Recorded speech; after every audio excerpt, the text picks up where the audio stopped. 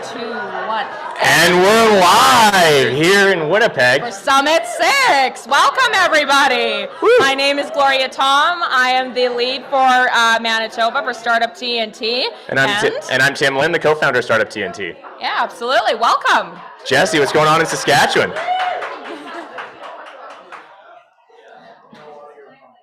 Oh, Jesse, we can't hear you. Can you hear me now? Can you hear me now? There we go. We can hear me. Sibilance. This is the fun part about Startup TNT. We're coming to you live from across the prairies, but we're also coming to you back to the beginning, to you from treaty territory here today. And we want to just take a quick moment to acknowledge the land that we're on and take a moment to honor those elders that we're going to be thinking about tonight as we tell the stories that this land carries. We acknowledge that this land was a traditional meeting ground, a gathering place, and a traveling route for many First Nations, Métis, and Inuit. For Manitoba, we acknowledge all who have walked on this land before us.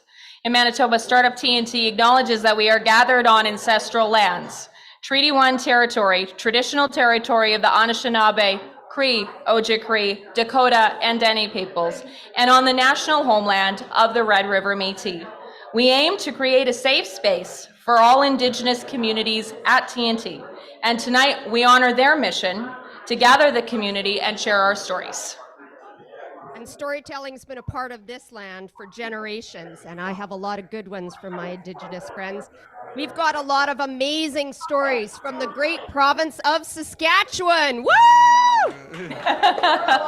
And for the province of Manitoba, storytelling has been part of this land for generations. We've got a lot of amazing stories to weave into the great tapestry that is the story of Manitoba and this province overall. Super exciting for us tonight is we are at the culmination of the very first TNT Summit story here. I checked my calendar earlier this week and realized I am currently in week 15 with Startup TNT, and that means 26 weeks overall of happy hours in Manitoba. The time has absolutely flown by. And in that half year of being in Manitoba, we've tied together the prairies all together, wrapping it up in one fantastic night here. I like to say at TNT that we throw parties and invest in startups, and you're right now at the party where we're investing in startups. So Here we go. Jesse. Yeah, you guys are going to tell us what's going to be happening. What happens now? Let's go through what we're going to expect tonight. So for tonight, you've gathered here for Manitoba, but it's a little bit special because we've piped Saskatchewan in as well, and you're going to see 10 great pitches from Sask and Manitoba combined, 5 from Manitoba, 5 from Sask. Once the pitches are done, we're going to go into investor deliberation. Our investors will gather together and cast their final vote and talk about side deals. While that's going on, we're not going to just leave you to your own devices out here. In both Saskatchewan and Manitoba, we have fireside chats scheduled for you. And then once that's done, we'll try to wrap up deliberation in about 45 minutes or so. And then we will come back, say a couple closing words, and announce the very first winner for Manitoba, and Saskatchewan will announce their winner as well. And side deals. And side Knock deals. on wood. And don't forget a really good time after. Yeah, and then we're going to party after, right? And we got lots to be partying about here at TNT. This has been our impact since TNT first started doing these investment summits back in Q1 of 2020, just before the pandemic. We've raised over $7 million for 50 companies from across the prairies. And in fact, there's a couple companies in BC and out east. Like that's a pretty amazing numbers, right? Here Startup TNT, right? We've been doing happy hours. The TNT, if you don't know, stands for Thursday Night Tradition. We've been doing happy hours for 173 weeks, starting with the first one in Edmonton on Zach Storm's birthday, and we've been raising money ever since. But we drink twice as hard in Saskatchewan, yes, so that's you like definitely 140. Sounds right. It's 3 times as hard in Manitoba, though, right? I think we could take you under the table. Well, I think we're going to have a contest now. Who's got the bigger bar tab at the end of the evening? Yeah, but that's what's so great about looking at this wall of logos, right? Is that you got companies from all kinds of different sectors, right? You got software companies, you got clean tech companies, you got ag tech companies, you got space tech companies. We got a number of the founders in this room. We got EMS, Steve Siciliano's right over there, one of our winning deals from the Clean Tech Summit this last year. Very exciting to have him here, right? In fact, they just added it to your portfolio. We did indeed. Hi, Steve. Yeah. And what excites you when you see these numbers and this logo wall, Wanda? Honestly, Jesse, for me, it's the numbers that impact Saskatchewan. We've got over 50,000 people working in tech in Saskatchewan. We are the 6th largest tech sector in Canada. And the dollars that are going into VC here in Saskatchewan has grown exponentially. 5 years ago, it was under $20 million. Last year, it was over $240 million. Woo! You're even teaching old dogs like us some new tricks.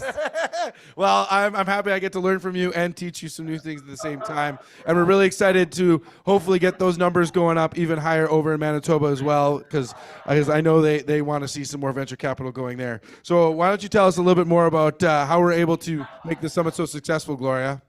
Absolutely. So we would not be able to do what we do without our summit partners. Tim, do you want to play a little game? Oh, I love games. I bet you do. What do you want to do? Oh, you tell me. What are we playing here? Okay, well, why don't we do a little word association? Ooh, I love word association. You want to kick us off? Well, you ask me. What's going on? Okay, all right. So when I say API, what do you think of? Making drugs. All right. When I say banking, who do you think of? Ooh, well, it's a tight split. Probably RBCX, but also BDC. Okay, so I don't need to say banking again. Wow. We've covered them both off. Real estate. Oh, CBRE for sure. Absolutely, hands down. Chartered accountants. Oh, KRP. KRP. All right, and then health cities. When I say health cities, what do you think of? Getting connected into the health system. 100%. Before I toss it back to Saskatchewan, though, I want to make sure I say a big thank you to Launch and to North Forge as well for being tremendous regional partners for us here. Absolutely. Thank you for giving us that quick rundown of all our awesome partners. And I actually want to bring up one of our core funding partners right now, just added on to the logo wall. Got a mic for her? Yep. Or you can have Wanda's for a second while we figure this out. Okay, there we go. Yeah, every Volt of Innovation Saskatchewan, everybody. They just agreed to provide us some funding for this next fiscal, potentially more in the future. But people may not know about Innovation Saskatchewan. I'm sure most people in the room do. But why don't you tell us a little bit about what you're doing over there? Sure. So we're a government agency and help support growth of the provincial tech. We can't hear. So we're supporting growth of the provincial tech sector and helping advance research priorities. So in relation to the tech sector, how do we do that? Well, we offer programs and funding. So we administer our own individual programs, whether it's SAFE, AGF, MIST. I know those are a bunch of acronyms, but I'm sure lots of you know. If you don't, check out our website. And then we work with key partners like Collabs and Cultivator and now startup TNT. So we're also here to why help do you Pathfind. support? Why you decided to support us? And actually, in fact, Avery. The reason Avery's up here is because she was an early champion for me and for the work that we're doing here at Startup TNT. And I wanted to give her a second to explain why she is a champion for us. Well, I was just so impressed. You know, we want to support our tech companies in the province, and a big way to do that is helping attract investment. And I was just really impressed by Startup TNT and Jesse. They came into the province just over a year ago, and look at the investment they've brought in already, and look at the kind of events they can put on. So that takes a lot of hard work and tenacity to build those relationships, create special events that people, want to come out to. And yeah, I was just very impressed, and the proof is in the pudding. I love it. Support from our local partners. Yes. Thank you, Avery. Thank you so Avery. much. Really appreciate that. And in fact, we actually have one of our other funding partners here, Doug Zielinski with Prairie Scan is here. They're a big supporter of ours. And we've got a bunch Doug of... hardly brings any money into Saskatchewan. Oh, no, not at all. He was just telling me the other day I was bringing a couple $1 million into Saskatchewan. So Yeah, big round of applause for Doug. Yeah, Huge absolutely. cheerleader for the West. Love it. And we've got all these organizing partners up here on the screen. As Innovation Saskatchewan, as Avery mentioned, they're supporting Collabs and Cultivator. And in fact, all 5 companies tonight have gone through the programming of at least one of those 2 incubators, which is pretty exciting. Very cool. Yeah. Right, and we've got the Saskatoon Chamber, NSBA, of course, we mentioned North Forge Launch, and a number of other different organizations there that are participating. But most importantly, what are we here for tonight? We're here for investing in startups. So Gloria, why do we invest in startups? Why do we invest in startups? Here's why it's super important to me. It's really important for me to be able to talk to my community, educate them, and myself model a way to invest in my own community. And the way I like to do that is by investing in startups. Tim, why do you do it? And so, I mean, everything to do with building a startup is crazy hard. But you'd think like, oh, I built this awesome company. I should, of course, be able to raise $1 million. How hard could it be? The answer, really hard. And it shouldn't be. It's like I spent 9 months trying to raise $1 million. You couldn't think of anything other than you can't build your company. All you're thinking about in the shower is, oh my God, my family's going to think that I'm an idiot. I just spent a whole bunch of time working on this thing. It's going to die because I can't convince people to give me $1 million. What are you supposed to do? So you travel around, you try and go to New York and SF and Toronto and try and raise money from people over there. But you need to be able to raise money from people here, because if you raise money from people there, you'll get pulled over there, and that's not helpful for Winnipeg, it's not helpful for Saskatoon, it's not helpful for Regina, it's not helpful for any of us. And so we need to be investing in companies here. There's fantastic opportunities. We're going to be looking at 10 of them. Yep. And I mean, it's a sustainable industry. We can invest in it, we can make money doing it, and we can help these companies succeed. So that's my why. 100%. Round of applause for that, right? Investing in local startups, right? And so what has happened tonight? Well, the investors tonight that are going to be making the decision at the end of the night, they've all pre-committed $5,000. Isn't that crazy, Wanda? They put the money in ahead of time before they even saw what companies. That is awesome. Pre-commitment is really, really important, because when you come to us and you want bigger checks, when we hear that you guys have put your money behind these companies and you guys know them from grassroots, you know how they operate, that means a lot to us as investors. Absolutely, right? And that's what we were excited to see. Like EMS, we invested first. Now Wanda came in after, and we're going to be help building that company together. That's just one example that we're going to be building here in the ecosystem. And so what have we happened over the last 8 weeks is how long this has actually taken. We started 8 weeks ago when the investors came together, and they've been coordinating together to perform due diligence on these companies, digging in deep, looking through financials, looking through all kinds of legal paperwork, calling up reference checks, right? They're doing a lot of work, right? And these are investors, they have day jobs, right? And they're putting in this time, right? And they're going to make a decision here live tonight. You're going to see where their pre-committed money is going to go. But most importantly, they're probably not going to just stop there, right? They're going to put more money in, and they're going to put money into more companies around the table. We're probably going to see a few deals done tonight, which is super awesome. Awesome. And I would just like to put a plug in. We are hiring at Westcap. So any of you investors that have been through the diligence course, come see me later. Oh, I love that. So what are the metrics that went into tonight, Tim, Gloria? What are we looking at here? First of all, Wanda, best stage ever to put a plug in. That is perfectly okay. Don't poach Jesse, please. What are they going to do? Fire me? So let me share a little bit with you regarding the metrics around this specific summit. So we started off in running 4 concurrent streams. We had over 120 companies apply across those 4 streams. We've been incredibly lucky to work with you, 95 plus investors. For the event you are at tonight, that same event as you saw is running in Sask. It's also running in Edmonton and Calgary. And we have over 650 people joining us tonight across those 4 cities, and we're really, really proud of that. By the time don't forget about Regina. Over, we got a party going down in Regina too. I will not forget about Regina. That would be a mistake. Hello. Absolutely. Hi, Hassan. Hi.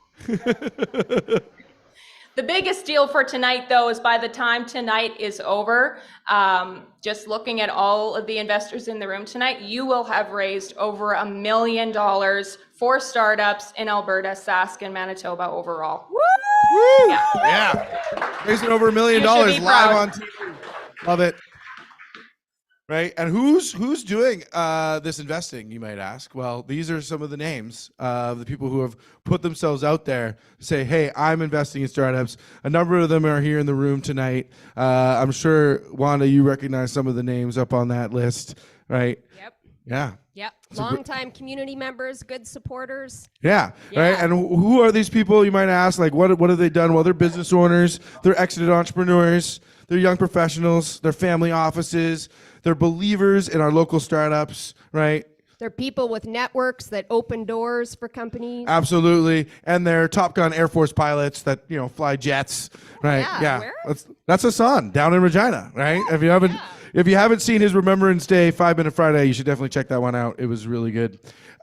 These are the people who are putting their money where their mouth is. And if you want to join them in the next summit, let me know. And we can get your name up on there. So who's pitching tonight? Let us know. Well, here's how it's going to go. So we're going to alternate pitches across 10 different companies between Saskatchewan and Manitoba.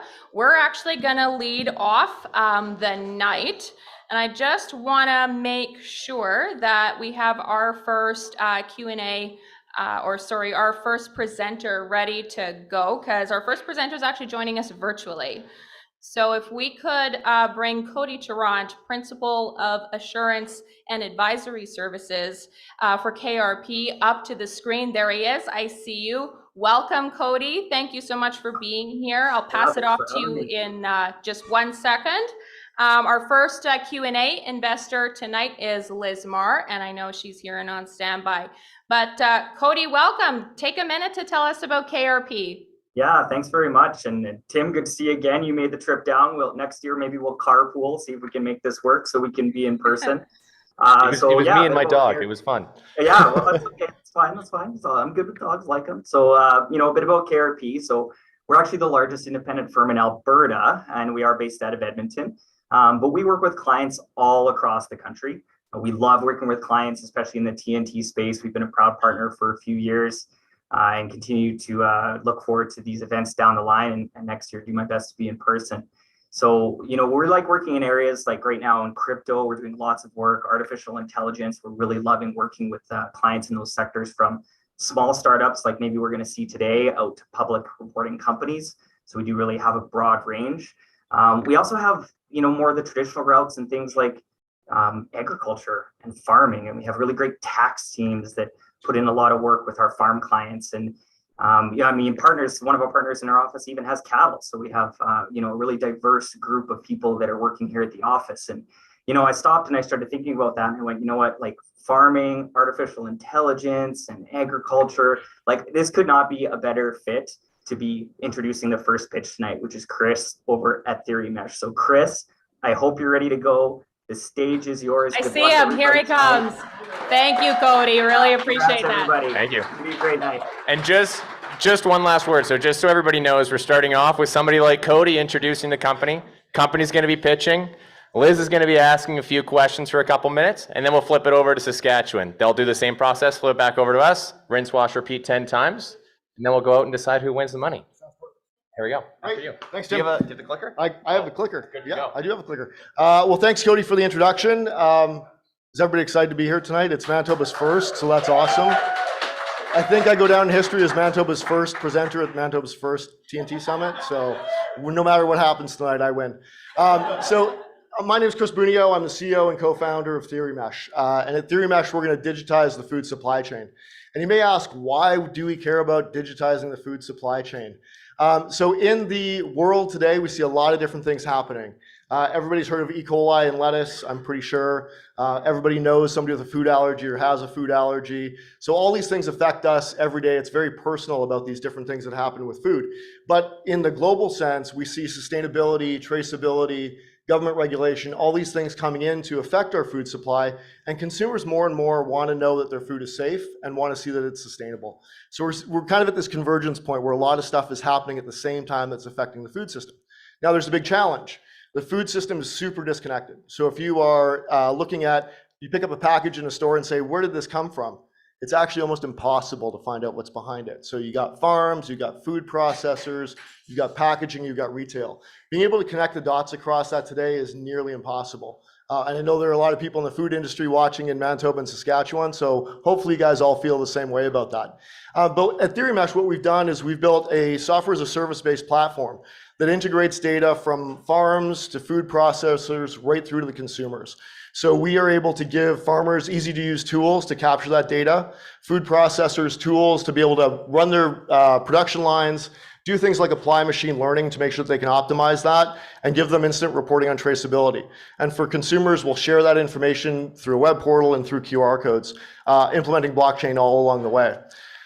For the customers that we're working with today, we see a big value in this. So it helps them to increase their revenue through better branding, connecting to those sustainability credentials. It helps to increase trust from consumers all the way back to those farms, but there's always a cost reduction element to this as well. So as you start to digitize your information, get off of paper, there's always an opportunity to optimize that. And that's one of the big things that we're seeing today.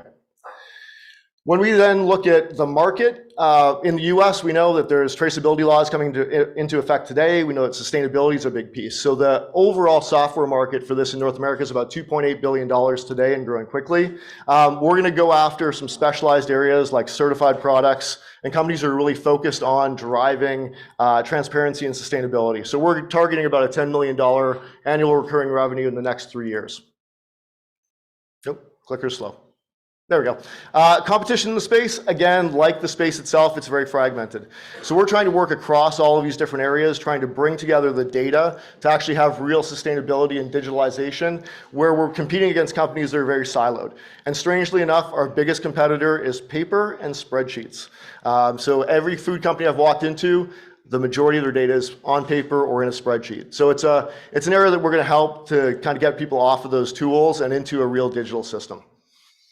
We're making good momentum in the marketplace. So we've got some customers on board today. We've got a long pipeline of other opportunities we're looking at. We got some great news on a project that we're working on just this morning. So the pipeline is big, strong, and going across all these different areas. Financials, everybody likes to see numbers. We're looking at about in 2022, we're looking at about 100K of revenue. We're looking to scale that up to about 1.2 million next year. We've got about 60% of that pipeline already identified. So we've got a lot of opportunities out there. We're trying to grow to go after those, which is why we're here tonight. When we take a look at our progress, we launched and started operations last March. When I quit Microsoft after almost 20 years, side note, but we've been moving quickly. So we're into accelerators, we've gotten customers on board, and we've been just making that momentum month over month. Very quickly to take a look at our team, if slides will go ahead. We're technologists, operations specialists, and agriculture people. So we bring together all those skills, lots of experience and background there, and supported by some great advisors from Microsoft and accelerators, all these different groups together. But one of the big things that we're proud of is we're 50% female founded. So we're really looking at diversity in our core leadership team, our founder team, and our employees. We're here today to look for $1 million, if my slide will go ahead. There we go. Raising $1 million seed round. And with that, gives us a full 24 months of runway, gets us past our $1 million of ARR target, annual recurring revenue. And we're going to put that into development and sales. So really building our product and building our pipeline and revenue base. And that's really why we're here today. Whether you're an investor or you're just here for fun, I know you love food. We're doing stuff to help the food system. So I hope that you're going to come with us on that journey and make sure that we're successful in what we're going to do. And that's me and my email address in case you ever want to get in touch. Thanks, Chris. That was great. You know, I'm a first-time investor, but I'm a long-time food eater. So excellent. I got a two-part question for you. Okay. Why is it so important to address food traceability now? Mm-hmm. And given that now we're dealing with high inflation and food prices top of mind, isn't this just going to make food more expensive? Yeah, it's a great question. So right now we've got two major things happening. So governments around the world are putting in traceability rules to try to combat food safety issues. Food incidences are going up, not down, which seems counterintuitive. But between allergies, contamination, and just general problems with the food supply chain, this is an increasing problem. So we're seeing more legislation coming in to deal with that. But as we're doing that, we actually get data around sustainability. So we start to pick up things about how Scope 3 emissions work on farms. We start to see how food processors are actually combating food waste. So we're combining that traceability and sustainability to make things better for the food industry. And one of the best things that we get to do is help people reduce waste. So whether that's time waste handling paper, or actual food waste by optimizing processes, We're helping people to just cut down on that, which hopefully, fingers crossed, and we're starting to see it play out, means there's no additional cost. It's really just trying to take that waste out of the system and deal with that through digitization. That was fantastic. Thanks, everybody. Great pitch. Thank you.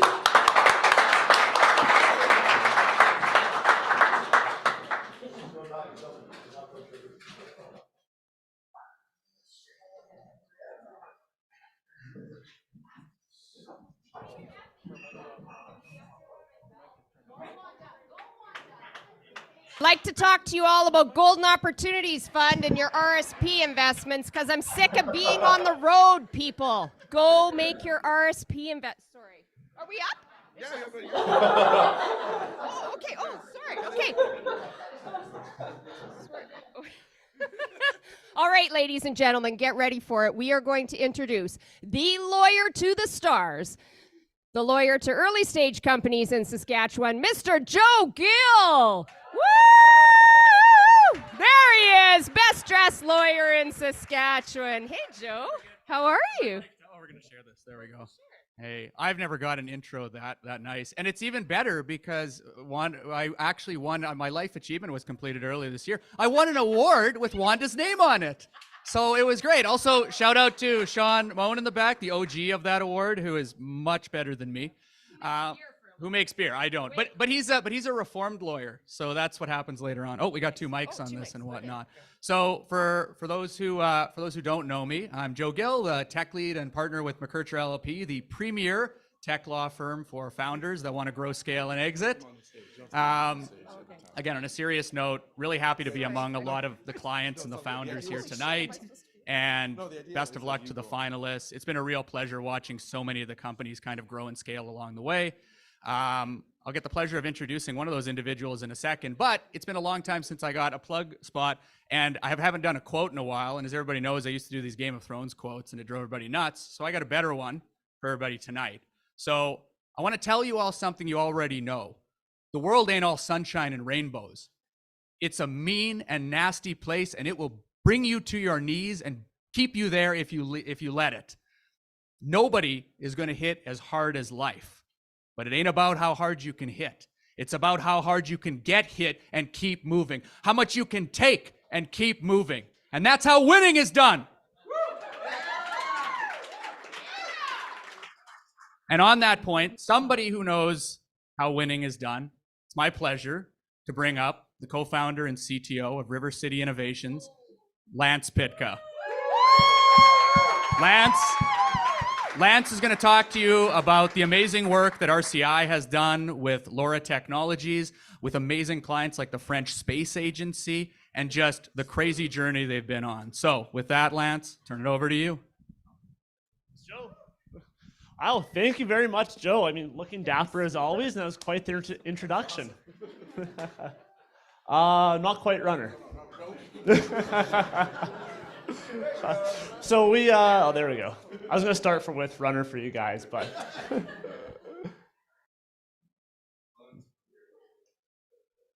Good to go? Right on. So anyways, I'm Lance Pitka, co-founder and CTO of Rivercity Innovations. We are a world-class leader in IoT solutions. IoT, or the Internet of Things, involves using wireless sensors with the goal of enabling smarter, better choices to create a more sustainable future. Given the magnitude of this goal, how do we make it a reality? The answer is LoRa. LoRa provides the most cost and energy efficient way to connect sensors everywhere to generate the insight and understanding we need to make better choices. We started our company back in 2018 with a GPS tracking product using cellular communication. Eventually, we discovered the potential of LoRa, and in 2021, we launched a LoRa temperature monitoring product, which is now our largest revenue generator. We're also very excited to announce we have two new LoRa GPS tracking products entering the market, one last month and one in mid-2023. Our LoRa temperature monitoring product automates the compliance reporting and temperature alerting for grocery stores and pharmacies.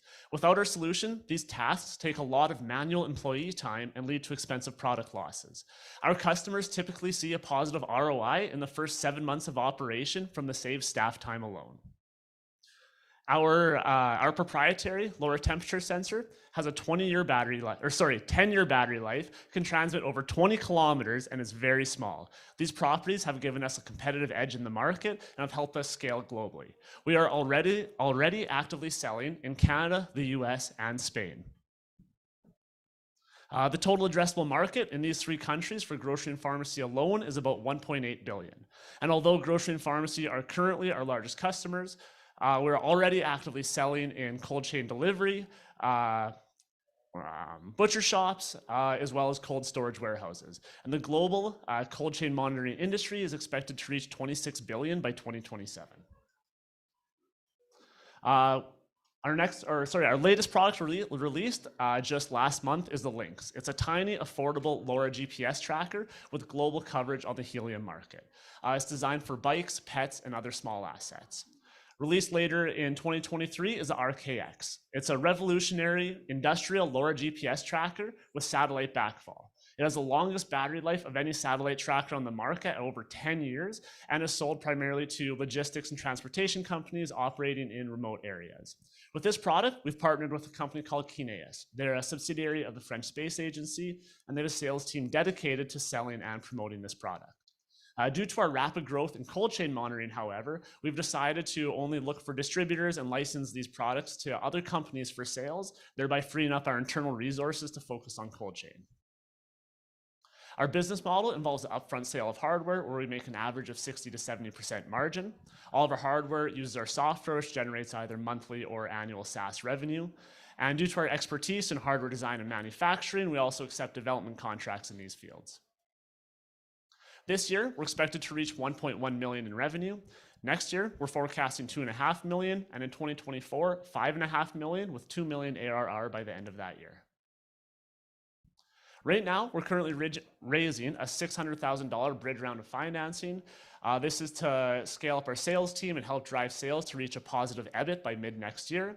Then towards Q3 of next year, we're planning on raising a $2 million seed investment, again, primarily to help scale our sales team. I co-founded the company with my CEO, Jeff Shirley, who's in attendance tonight. Jeff has over 30 years of business experience, most notably starting and recently exiting an IT company. Myself, I have an undergrad and master's degree in electrical engineering. I graduated top of my class and was awarded nearly $200,000 in accumulated scholarships. Thank you.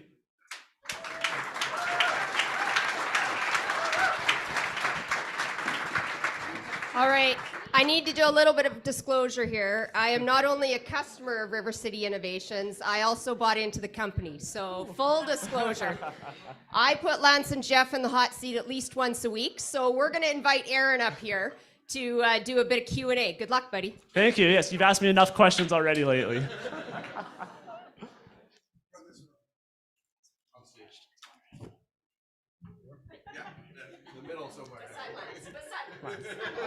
There we go. Okay, can you hear me? All right, well, thanks for that excellent presentation, Lance. Very well done. One of the key competitive advantages for Rivercity is that you have automated processes that were previously completed manually. Can you explain how that's an important aspect of your company for your customers? Absolutely. Thanks, Aaron.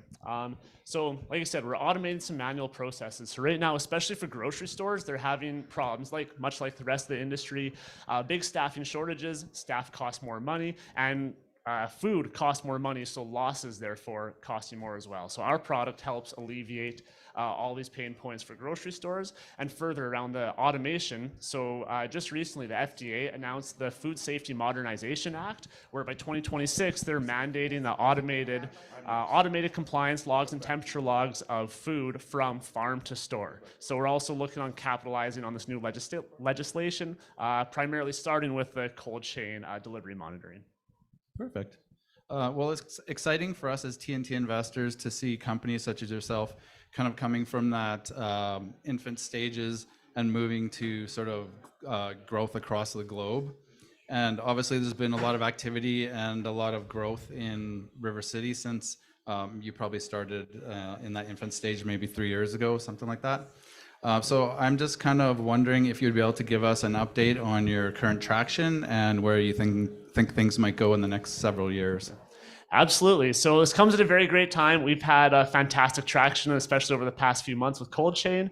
About 3 months ago, we had 380 sensors deployed for cold chain monitoring. By the end of 2023, we should be at about 1,600 sensors with another 4,500 in the immediate pipeline. And then beyond that, we actually just this week closed our first grocery store in Spain with a chain that has 230 stores that's looking to push us out to every store. And we're in very late stage discussions with a Canadian grocery chain, also with over 200 stores, looking to push us out to every single store. We're already in about 26 of their locations.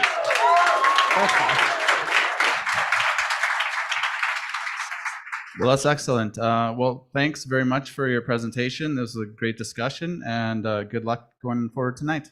Thanks, Aaron. You're welcome.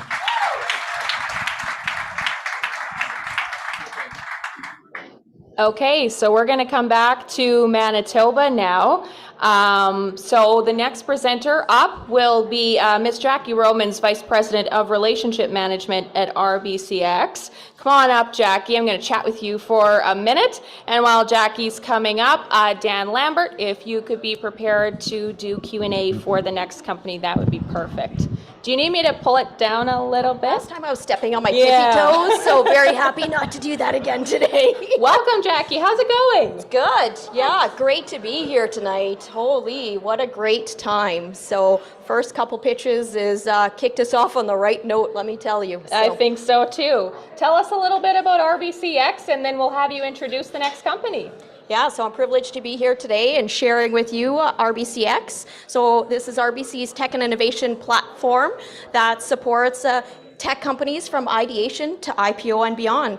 And so in helping them through their entire journey. So very excited to be here today and sharing this exciting moment with everyone here in Manitoba and Saskatchewan. So thank you very much for having us out and having this event. And thank you very much for everyone for being here today, as well as a special thank you to all the investors that really took the time to be part of all of this and, you know, throw in a couple bucks there too. So not only is their time a very precious moment, but, you know, getting rid of some cash on their behalf too is always a great way to invite them in. So, but enough about me. Let's get to the good stuff. Let's invite David up from Construction Clock. So welcome, David.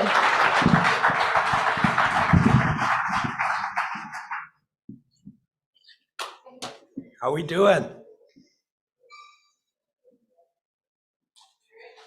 In my hand, I have 3 different methods of paper timesheets that my employees gave me over the last couple of years running my construction company. Handwritten hours, illegible. Typed out hours, texted to me, blurry. Hours not fully written in. That's the reason we started Construction Clock. So most of you don't know this, but the majority of the construction industry still uses paper timesheets to manage their labor. This costs small and medium-sized construction companies up to $36,000 per year because of its inaccuracy and inefficiency. So what is Construction Clock? We're a fully automated mobile app that allows employees and owners of construction companies to accurately track every hour on their project construction sites without ever having to open the app or manually clock in. This cuts employee time theft down by 3 hours per employee per week and reduces admin and bookkeeping time by 8 hours per month. So why is our app so good? Because we purpose-built it for the construction industry. Small and medium-sized construction companies with 5 to 45 employees is who we're serving.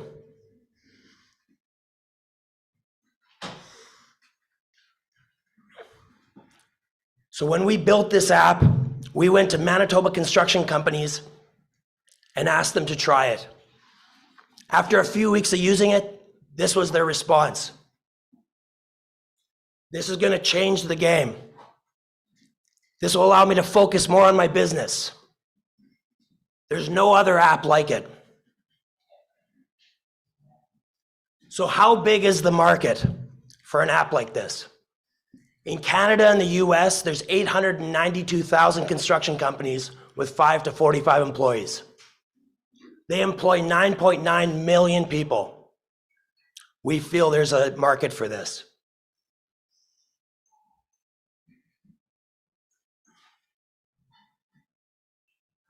So in the next 2 years, we plan on onboarding 10,000 construction companies, and we'll be charging them $60 per month with an annual reoccurring revenue of $7.2 million by the end of 2024.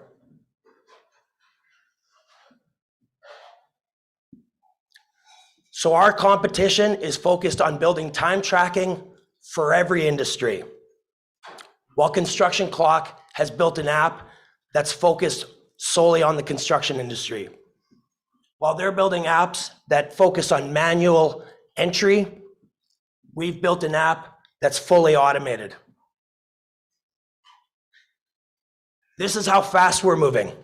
We launched our app in May, grew really quickly over the summer, and we listened to construction companies. Last month, we launched an update that is fully automated for clock in and clock out. Now, large construction companies are starting to knock at our door and wanting to sign up. Our numbers speak for themselves. Over 1,500 app downloads and 100 companies using our app every single day, with 2 companies joining each day. We currently have 18 full-time employees, and over the last year, we've built an executive team that is passionate about what we're doing. Next month, we're going to complete our raise, and we're going to double down on development and go to market. By next summer, we will be fully integrated with a web app, integrated into all major accounting softwares, and integrated into construction ERP softwares. By October of next year, in just 11 months, we plan on having over 3,000 construction companies using our software. Who's ready to join us? Build the #1 labor tracking app for construction. Thank you.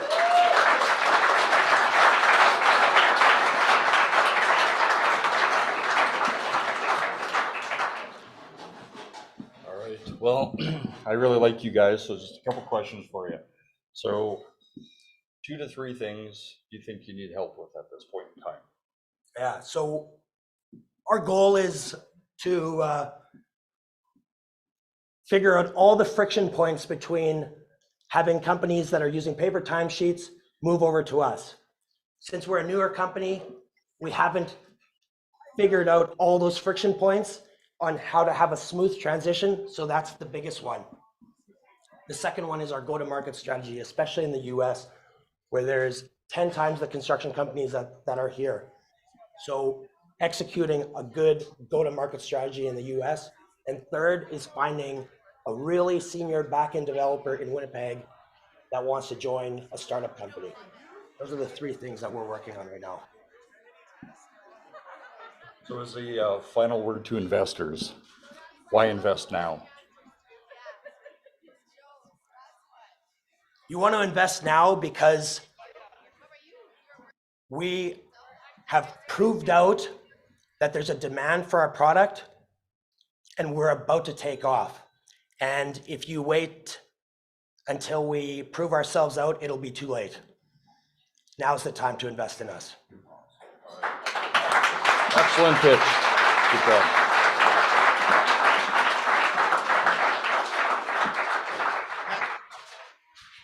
I'll call you up. All right, we're coming back to Saskatoon. We're coming in for another pitch here.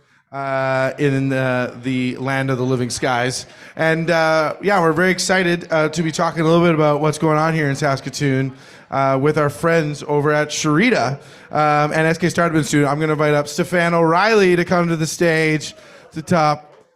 Just got to get him online. I think we're good. Yeah, it's on. Hello. Oh, there we go. Hey. Just talking to the mic, so. Yeah, there's some super exciting stuff happening in Saskatoon right now, isn't there? Yeah, a lot of great stuff going on. One thing that's huge news is, the new stadium downtown. Yeah, they just voted on it this week. We're going to get a brand new stadium here in Saskatoon. If you want to learn more about it, Startup TNT has partnered up with SIPE to do an event on Tuesday night, the 22nd at Vendasta. Our friends over at Vendasta as well.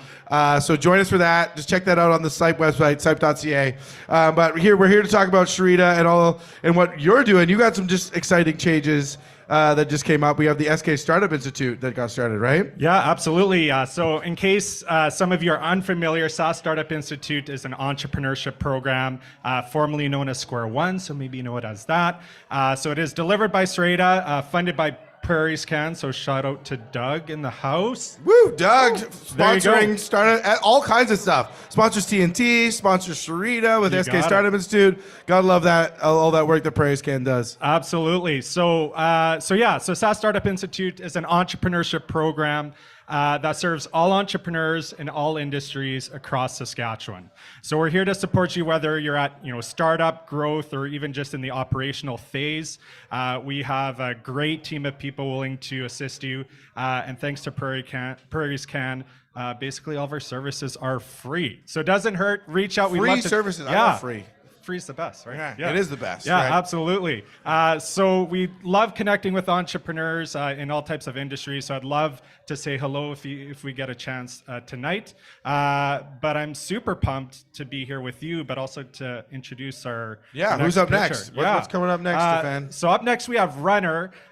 So Lewis, I was fortunate to see RUNNR pitch maybe about 2 years ago. Yeah. And it's been fantastic to see the growth they've undertook over these past 2 years. So I'm super pumped.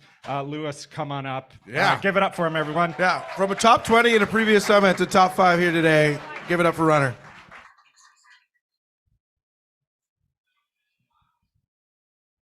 Do I stand right here? Perfect.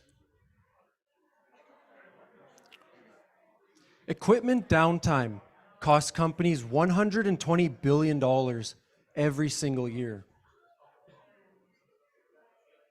An example of this is a large construction company could lose hundreds of thousands of dollars per day because a critical piece of equipment is down and missing a needed part.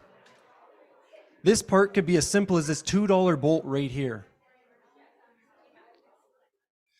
Unfortunately, traditional courier and hotshot companies that currently move these parts around are just too slow and unreliable because they still use pen and paper and two-way radios to manage their deliveries.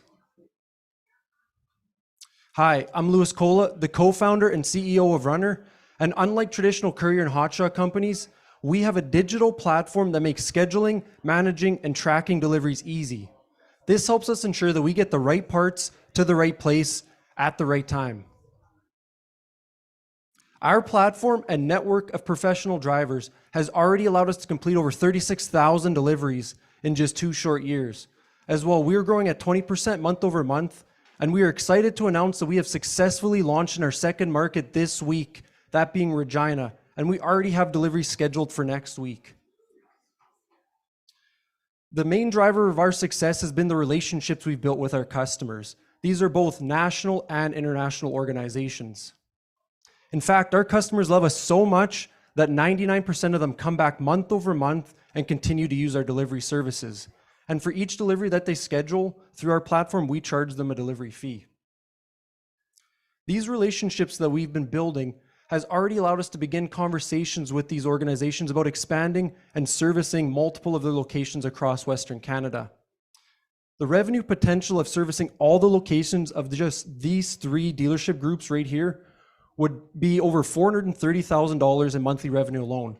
And this is just the beginning, as there are thousands of other dealership groups just like them across North America. As we do expand our services, RUNNR will be met with competition. However, we're the only company that truly understands the needs of these heavy equipment organizations, allowing us to create a solution that is actually solving a problem for them. And this solution involves more than just delivery. With our experience in construction and manufacturing, my co-founder and I have seen firsthand the problems with these deliveries, which is why we know how to solve it. As well, RUNNR is supported by industry experts in the logistics and industrial space. We're also backed by 2 of the top accelerator programs out of Silicon Valley that have helped us refine our growth strategy and build our sales process to help us scale. Now, as we look to the next few months, we plan to continue our expansion into Regina and continue that process, which we're actively doing as we speak. As well, we are on track to hit 30,000 in monthly revenue by December. Now, we plan to continue this momentum into 2023, and with the investment from Startup TNT here tonight, we'll be able to launch into 10 new markets across Western Canada by the end of 2023. Now, we are gearing up to solve this $120 billion a year problem. We just successfully launched in our second market, and we have over $100,000 committed to our pre-seed round already. Now, are you ready to join the ride with us? Woo! Give it up for Lewis. What a great pitch. And to do the Q&A, I'd like to bring up the lovely Larry Anderson. Lewis, that was amazing. You really delivered. You get it in there? Thank you. Oh my God, I look so short on screen. Anyways, okay, we got 2 minutes. We got some questions to ask here. So really exciting. As of last week, you launched in Regina. So what does that mean for RUNNR? So that means a few things. One of them being the fact that while launching in Regina, we had this idea that these companies would have similar problems that they had in Saskatoon. And by launching in Regina, we actually proved that out, showing that these companies do in fact have the same problems. And then as well, we also, with working with these groups, we had the idea that we could use them to help us expand into new markets quicker. And we're able to prove that by having 2 of our dealerships that we work with here in Saskatoon give us warm introductions and helped us sign up 2 new companies in Regina with that. And that's part of our growth strategy as we move forward, is using those connections that we've built to start scaling into those new markets quicker. So that is a great achievement and a great growth strategy. Okay, so these people are forking out a lot of dough for you. So what's your plan with it? How are you going to progress your company with this investment? So one of the major things that we're going to put the money to work with is actually our growth and our scaling strategy. So in our launch in Regina, we realized very quickly that right now we just have 1 salesperson doing that, and that's my brother, who's my co-founder. And he's just at the capacity of what he can do, because while we were signing up these companies this week, we actually have passed up over $650 worth of deliveries in Regina because we just didn't have them onboarded yet, because he's just at the limit that he can kind of operate in. So having more people to help with that process would not only let us be able to onboard these companies and let them start paying us when they want to, but we could also start launching in multiple markets at the same time. So cash money. exactly. I'll tell ya. Solves all the problems. Yeah.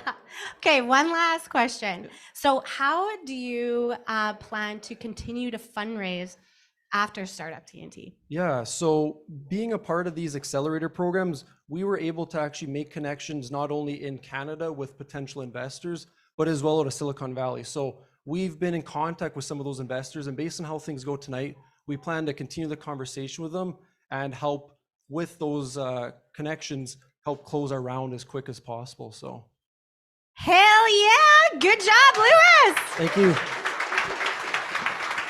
Back to you, Winnipeg.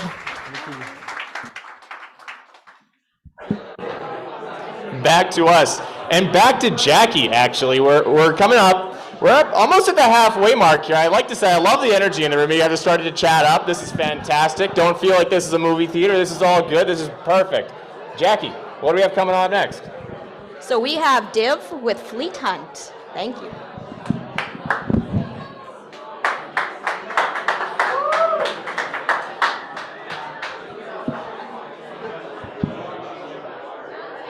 Hello. Hi, everyone. This is Dave from FleetHunt. And We are from started from Winnipeg. So, what does FleetHunt do?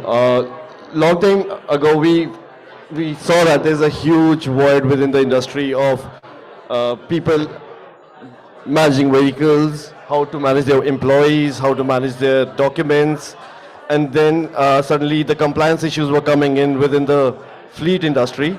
So we saw a huge opportunity to go in. Thank you.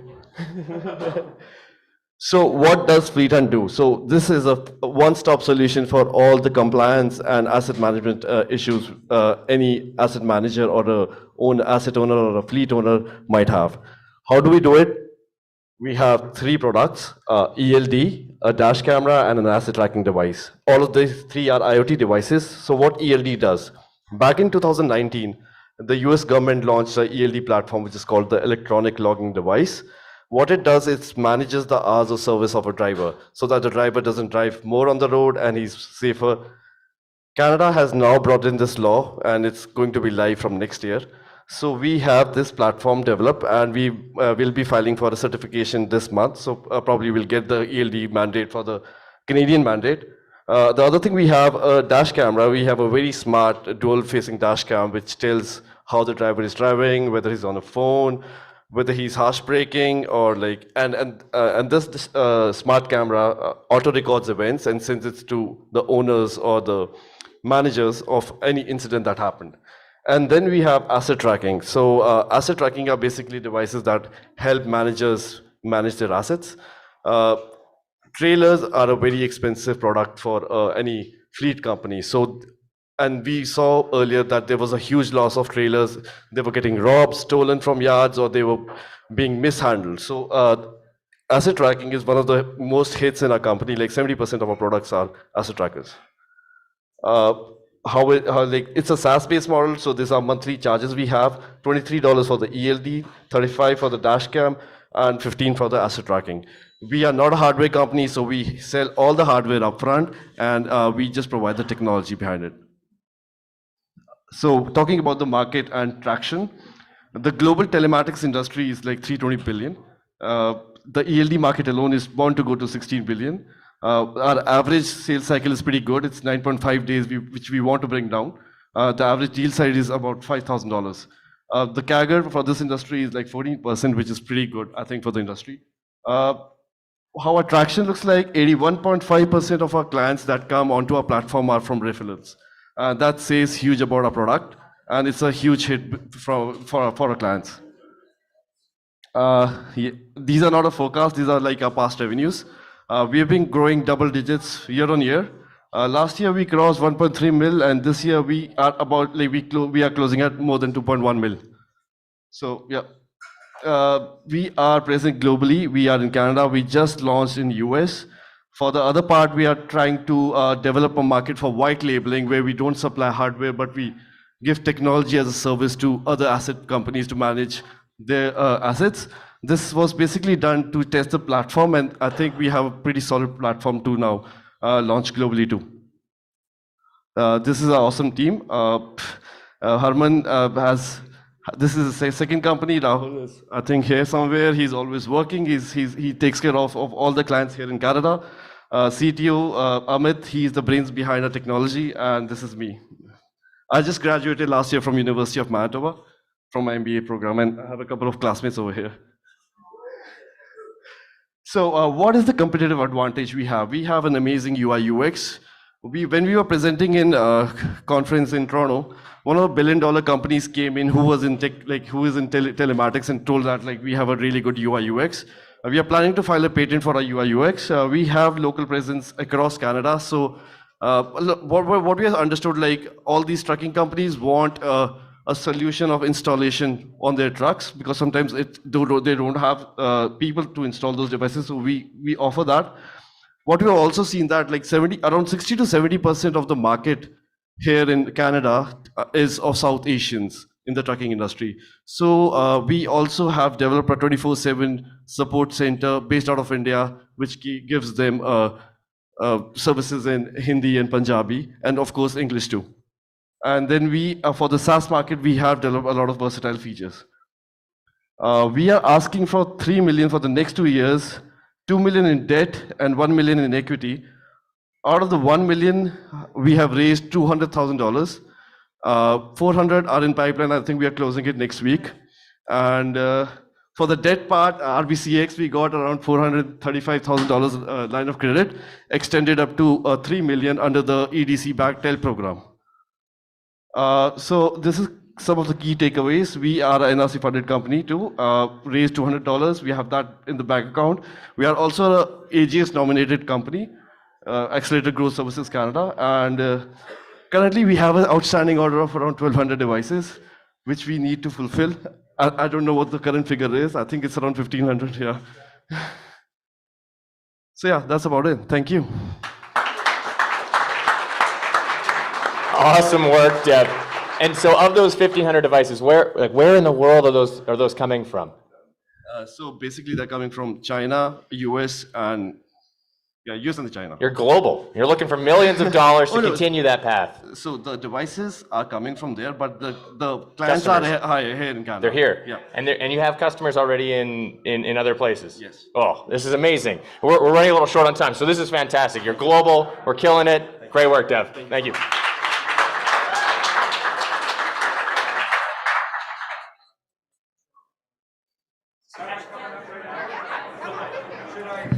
Okay, we're back in Saskatoon. Pay attention, everybody. We're back in Saskatoon. Woo! Okay, my job is to introduce Mr. Ben Kelly from CBRE. Big man on campus. Thank you very much. Seller of real estate in Saskatoon. Yeah. So I'm supposed to ask you about real estate, but that's pretty boring. Okay. So what I want to ask you about is the Tech 30 report, and I want to know when Saskatoon is going to hit that report as top cities in Canada for tech. Yeah, well, I think it really depends on initiatives like this, right? These are super important for the growth of this sector in Saskatchewan in general, and Jesse and crew here do an amazing job. We've got a couple leaders that we know about in town, and we've been lucky enough to be a part of those deals, but I think the more that we're able to come together and support these initiatives, the sooner that's going to happen for us, really. And I mean, for us at CBRs is really about trying to support these guys when they do get to a moment in scale where, it kind of goes out of idea and they need to staff up and really culture becomes important. Totally, they come to us. totally. And TNT is growing out. You need to find us new space. I know. We're busting at the seams. Jesse and I, we just talked about this, so I think this will be our last one here. If we have anything to say about it, we'll find a new venue for the next one. We can fit a couple more people. Cool. Okay, awesome. Ben, I'm going to let you introduce the next company. Okay. Good luck, my friend. Yeah, so we've got Jeff and Megan, if you guys want to stand up, at Kago. So they're going to come up and they're going to give you a little intro. You're coming up? Okay, just Jeff's coming up. So they've got a wonderful idea here and as applies to a huge problem that we all face. Anyone with kids is going to be able to relate to this immediately. So Jeff, come on up. And best of luck, my man. Thank you. Cheers. Hi, everybody. That was great.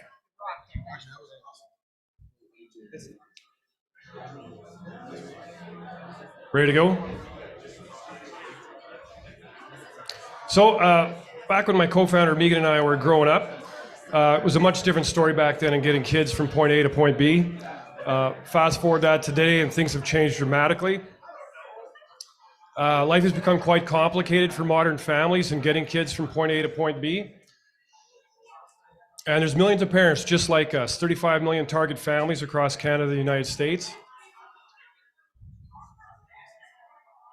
We have a survey that we've just had out here the last couple months, and Saskatoon wants a service such as this.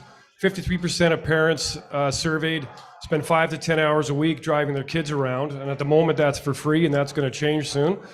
34% of parents in this survey said they would use a service such as Kago, and 25% in that survey said they would consider it.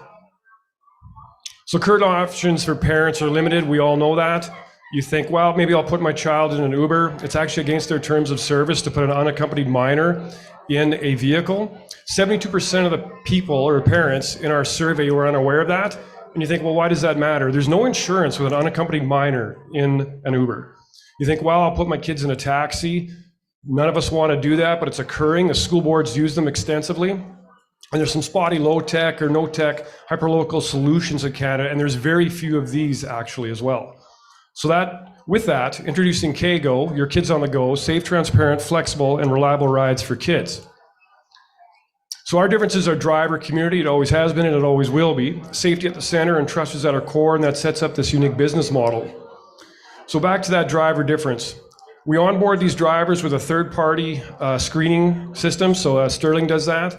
If they pass that, we interview them. If they pass that interview, we train them specifically to drive kids from point A to point B. And we don't just pull up to buildings and let the kid run out to wherever. If the parent so chooses, according to the notes page of that Guardian app, when they book it, we will escort that kid, say, into a dance studio or into the hockey rink. They go to that specific room that parent has designated. And we also have not just the parents following, say, the live tracking if they so choose. We have support agents that are watching these rides at all times. That is a direct communication then to the driver if something comes up, and a direct communication to our guardians if they needed to find out something or let them know what's going on. So how do we make money? We have a 70-30 split with our drivers on revenue. Our parents pay a booking fee. That'll change from city to city. And of course, our ongoing relationships with our school boards. So progress to date, you can see what we've been up here the last couple of years. Target cities there across Canada. And to get this far, you need to have the right team. So myself, over 30 years of business experience, I've always thought outside the box, just like all of you. It has always served me well. And my co-founder, Megan, spent her entire career in tech business. She's one of the VPs of PayPal in charge of global communications. We have Sherry out of Chicago as one of our advisors, and Mark out of Calgary. Our ask today is $500K. We have $150,000 committed as of today towards that. This launches us in Saskatoon, Regina, and Edmonton. That pays for those initial licenses to the cities, hires those initial drivers, and hires those initial support agents.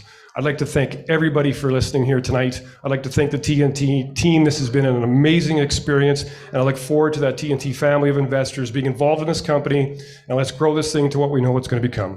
Thank you.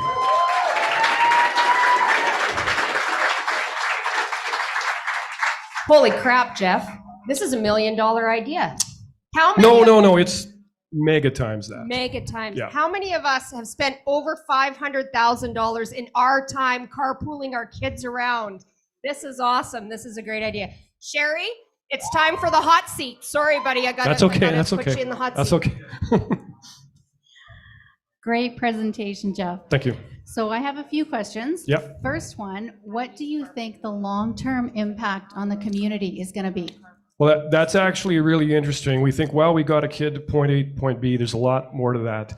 Yes, kids get to participate, but we're going to actually allow a lot of these associations that cater to these kids to have longer hours, higher enrollment. That includes private schools. We also are going to relieve the stress out of this family dynamic. 20%, if you can believe this, 20% of the parents that answer this survey are worried about their jobs trying to get kids from point A to point B. It's hard to believe, but that's what the survey said. So, and there's also a little bit of an impact with our drivers. Sure, they're going to have a job, they're going to have work hours, make good money, but they're going to go home having a better day than they did before. We all know that kids are the most positive energy on the planet. You watch retired people and older parents just light up when they're around. Our communities are going to be a better community with KGO in that community. Awesome. Okay, next question. Is there an opportunity to open this up beyond just a consumer business? Yes, I had mentioned the taxi cab. I mentioned the school board there in that one sentence. Taxis, the school boards are actually spending over $1 million, we estimate, using taxis in Saskatoon and Regina. And we think that's well over 100 million across Canada. And we've been directly told we do not want to use taxis any longer. When can you get going? So that's that first B2B component. The second one is that we've all seen these large buses with 5 or 6 kids on them. That's not great for the environment, and it's not cost effective, and there's another opportunity there. We all know that budget across Canada is in the billions. So, yeah. Right.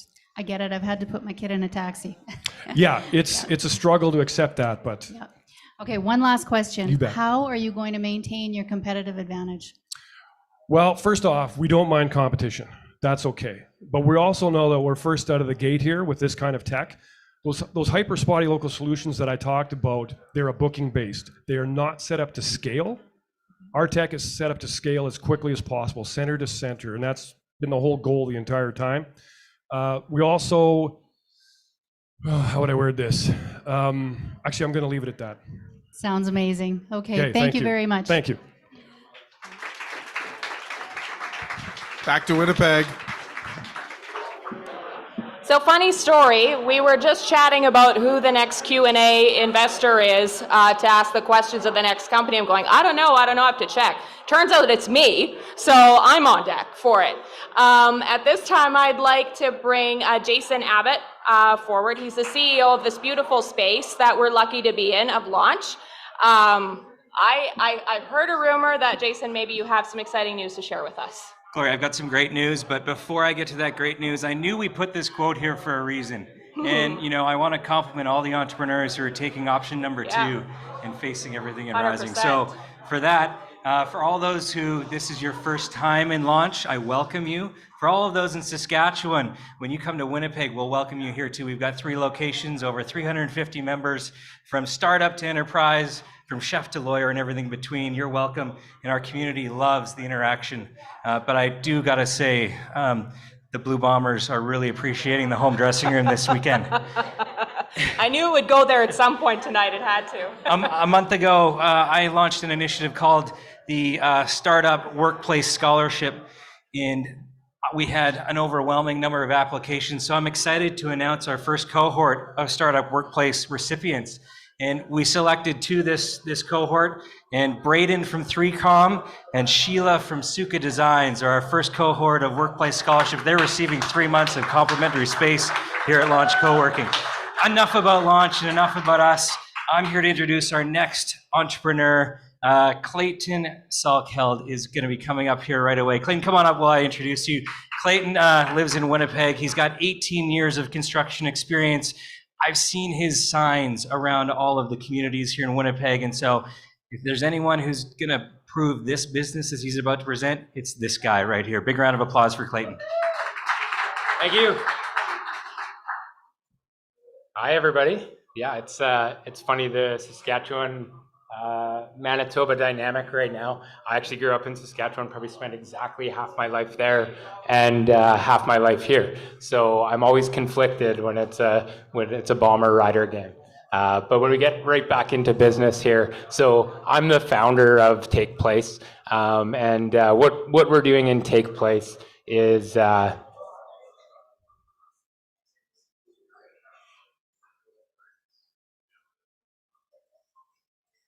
whoa. Okay, yes, we're reinventing the way that housing is built from the ground up. We're sort of buoyed by our experiences in my history of running my current company. It's called Design Built, and we've built some of the industry's most highly detailed, kind of ambitious houses.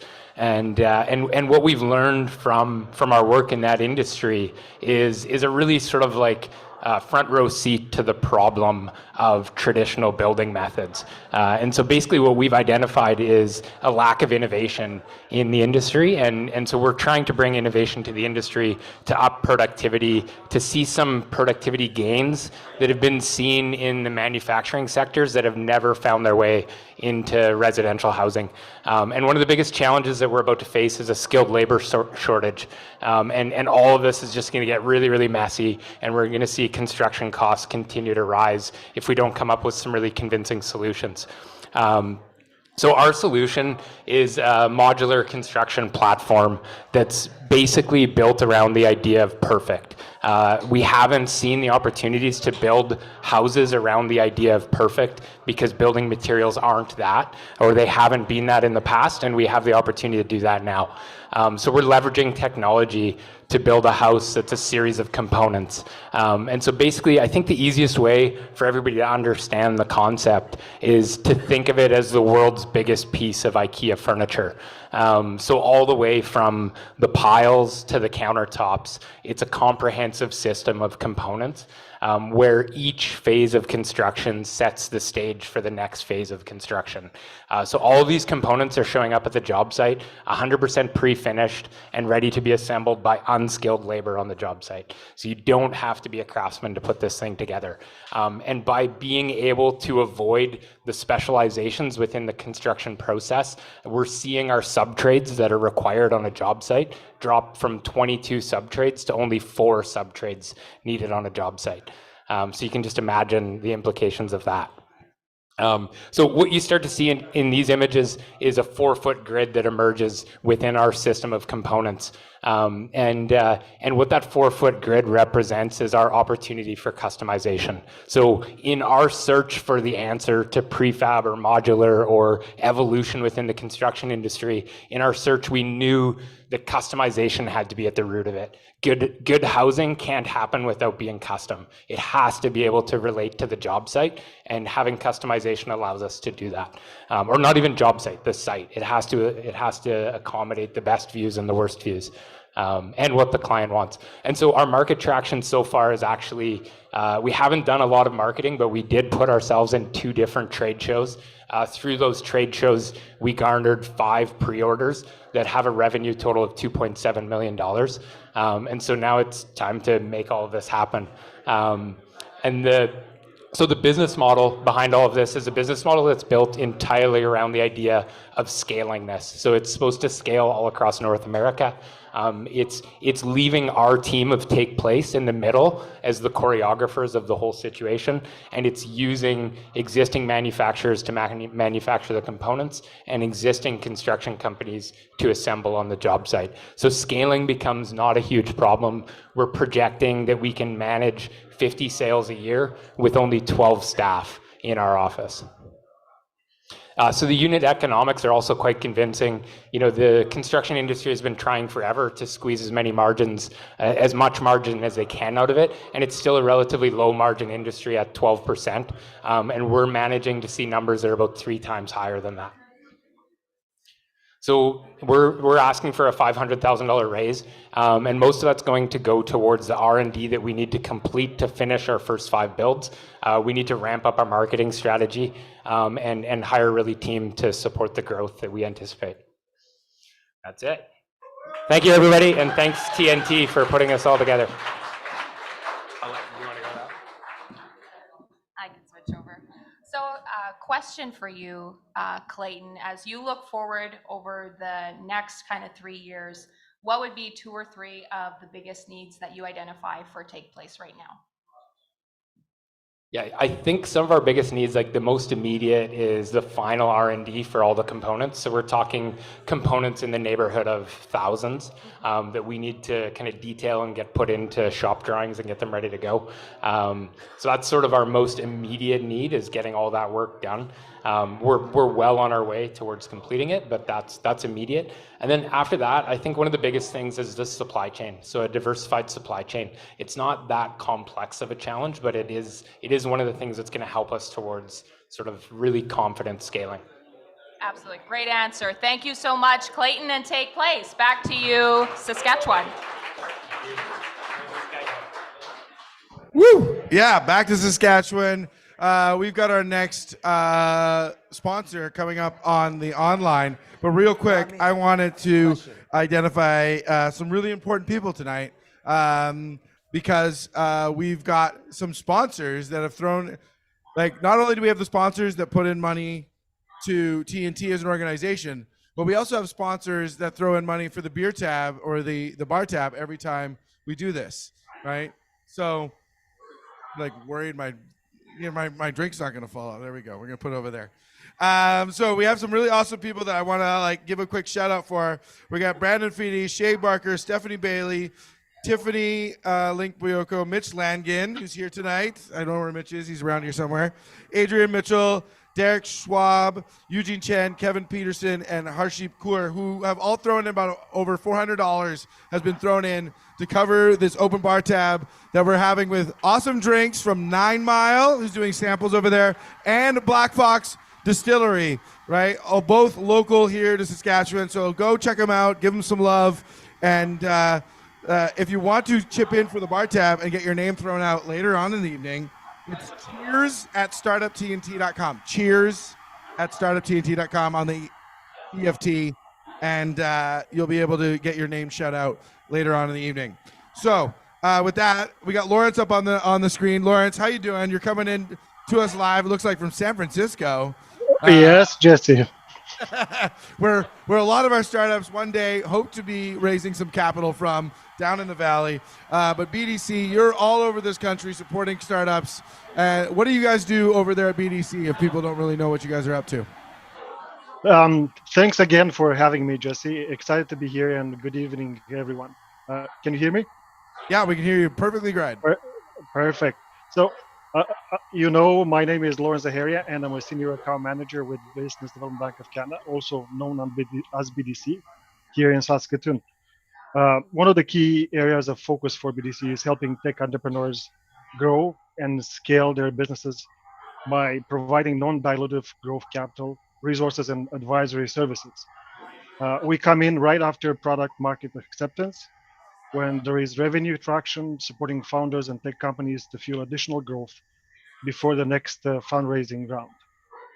And I'm honored and challenged here to get the opportunity to introduce the next company on the stage. Why? Here's a test for everyone. How do you say hello, not once, but twice in a single word? Presenting next is Kayla, or Kyla, from Twello, pronounced like hello. Twello is the largest provider of virtual on-site corporate wellness training across North America, and one of the few companies able to deploy programming in multiple cities simultaneously. Take it away, Kayla. Yeah, give it up for Kayla. Come up on stage. Yeah. Amazing. Thank you for that introduction, Lawrence, in Saskatoon, California, joining us virtually. My pleasure. Appreciate it. All right.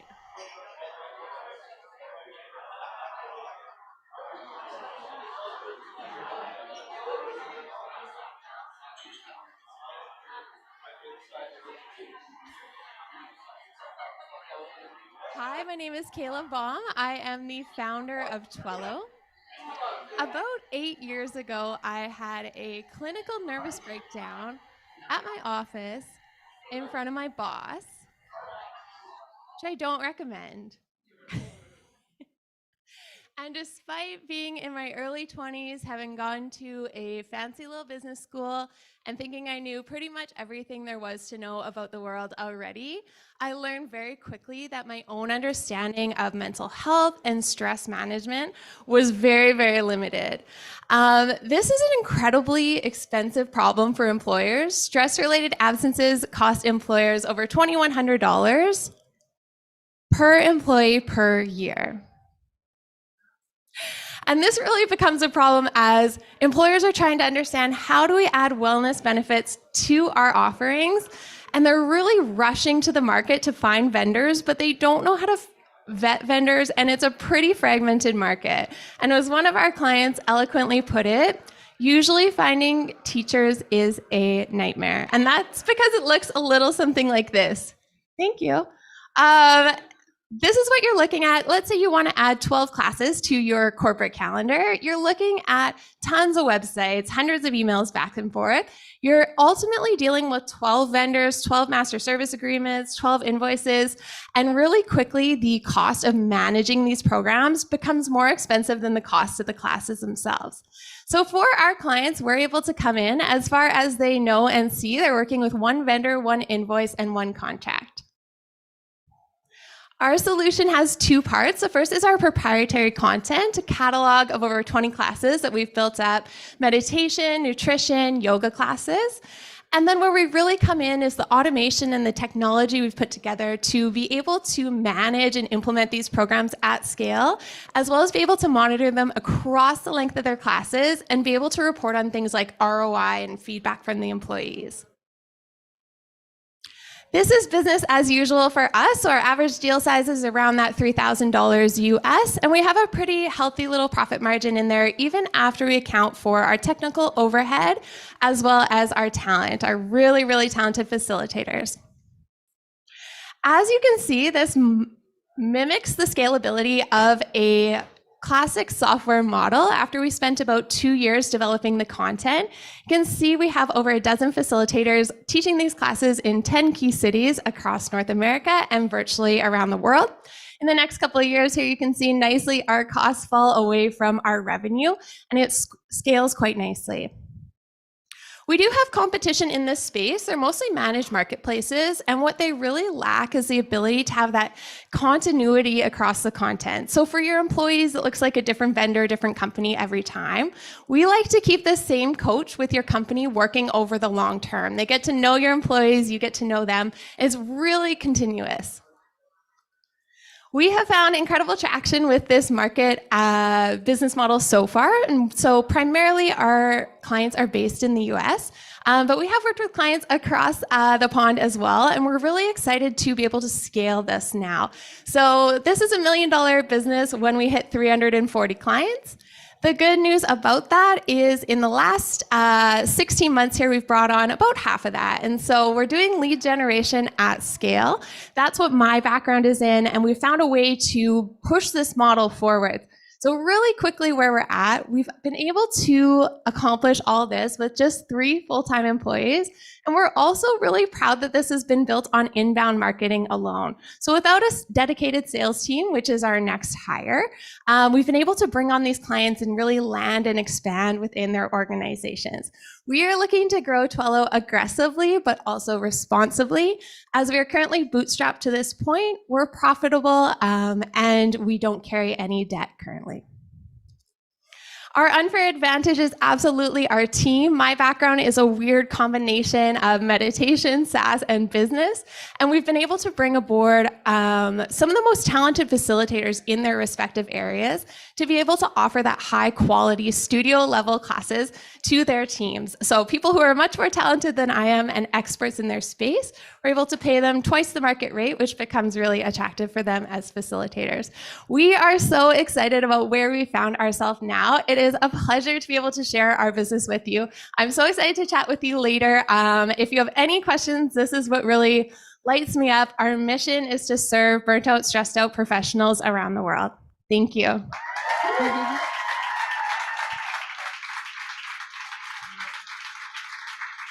Give it up for Kayla and Twello. I just want to real quick before I bring the Q&A investor on, I just want to point out that your team, your whole team came up from Regina, as well as the cultivator crew came with them to come support you and the other cultivator companies here today. I just want to give a quick shout out to that. And then to do our Q&A and put you in the hot seat, we've got Colton Wiegers of Wiegers Financial and Benefits coming on up. Thank you, Jesse. So great presentation. So some of you guys know me and know what we do at Wiegers. We work a lot in the benefits space. I can absolutely say this is a huge need. There's a ton of people that are asking us, that do their benefits. What do you have for wellness solutions? Obviously, it's a growing thing. Safe to say it has been more stressful the last couple of years than not. So for you, I see a lot of big names up there, lots of big logos, like companies that I'm sure anyone here would love to work with. How are you capturing those and building out to work with them continually? Do you have any success stories with some of those big name companies? Yeah, it's been absolutely incredible to see some of the names that just kind of come to our inbox, and they really are searching for solutions. They're finding us online organically. And what we do once we land, what we usually see, this happens quite a bit. Employers are looking to add, 1 to 4 classes for its mental health awareness month or its employee appreciation month. But we really look to move them from booking, 1-2 classes and get them working with us long term. Canada Post is a really good example of that. They reached out, they did 1 class in English, 1 class in French. It was just kind of a one-off, they were trying it out, and the feedback from their employees was so overwhelmingly positive. That was last year, we did 2 classes with them, and then this year we've done 24. So that is the goal, to kind of land and expand. Yeah. Great work. I mean, if you can do any type of work with Netflix, Amazon, whoever, I'm sure there's huge opportunity, right? And one last question for you while we're up here. And she told me to throw her a wild card one here, so I'm throwing something new. You're one of the last presentations going on. The investors are going to be deciding soon. Why should they pick Twello and you as their number one choice to win tonight?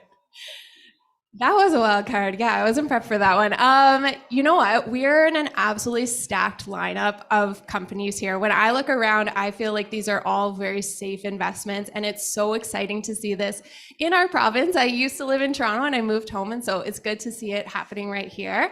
We're very proud of the just how kind of consciously and responsibly we've been growing the company. So we're not growing just for the sake of growth, and we've been able to get to a place where we're really, that little cash injection will help us scale quicker. But it's not a matter of if we scale, it's when and how fast. So we feel like we're a safe investment, a responsible investment, and our whole team, it's incredible. That's awesome. Well, good stuff. Great pitch again, and best of luck. Thanks, Colton.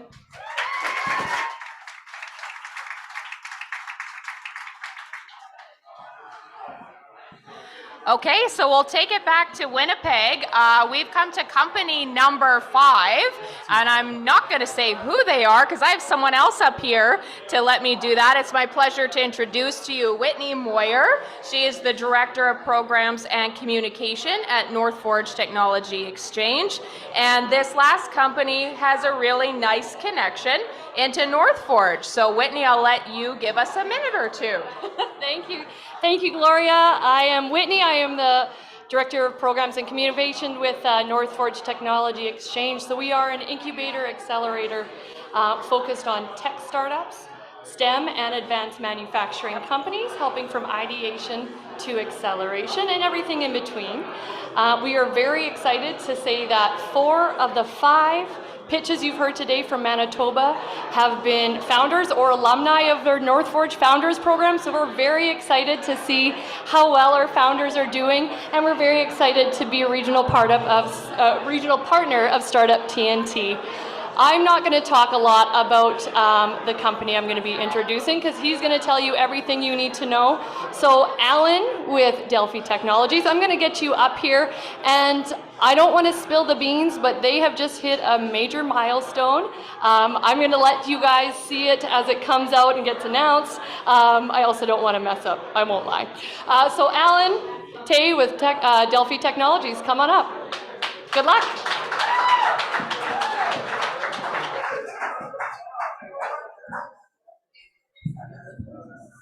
Hi everyone, my name is Alan Tay.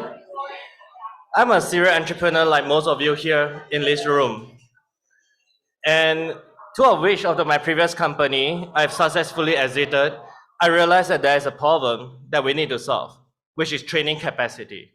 And so I'm going to solve it with my next. Training is a major problem for all the industry right now today. And every company have challenges doing recruitment, onboarding, and even have limited or to next to zero training capacity available right now. I'm going to quote Minister Collins in his speech a couple of days ago, earlier this week. He exactly said that right now in Manitoba, there's 18,000 jobs to be filled. But finding the trained and the right staff to fill it is the biggest problem for Manitoba right now. So this is why Delphi was being formed. We provide scalable, immersive solution complete with our own patented trainer. Our smart trainer can clone and imitate your best trainer in your house, and will train your people for you.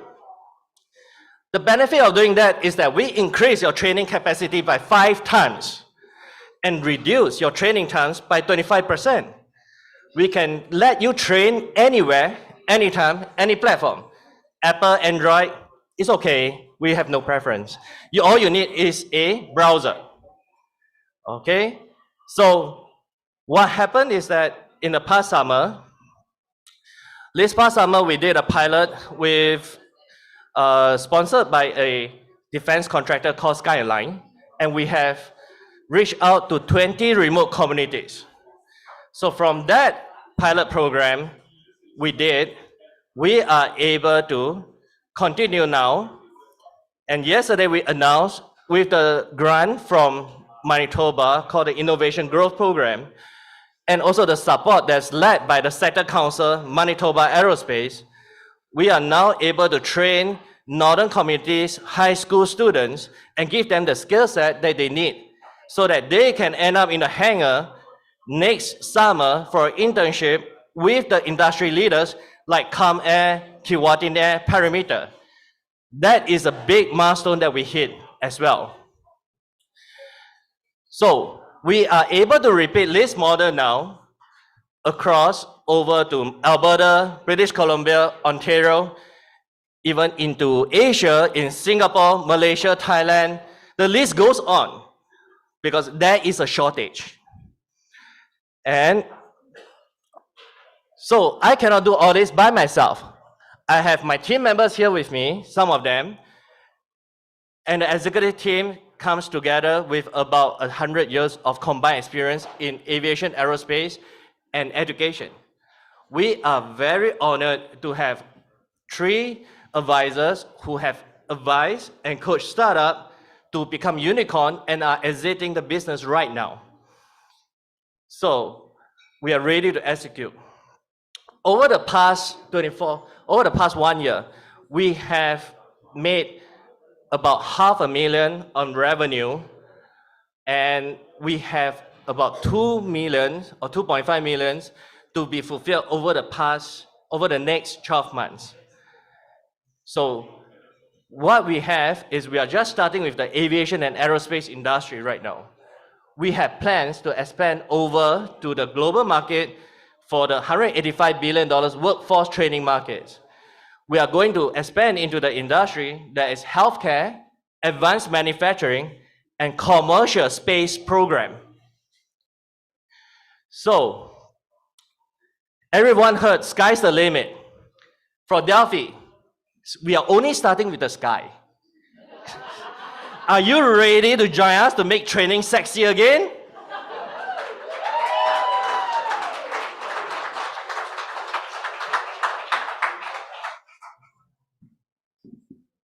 Good job, Alan. Great pitch. So I have a question for you. I have a nephew in grade 11, and he is keen to be a pilot. That's what he wants to do. So what are you doing that might be different than your competitors to engage that demographic of the sort of high school children? Actually, that is a demographic, grade 11, grade 12. That's a demographic that we are targeting, and we are working with them. We are working with a program with the province together to work on it. So in Quebec-wise, we're trying to find a public school boards that's willing to work with us to recognize the credits.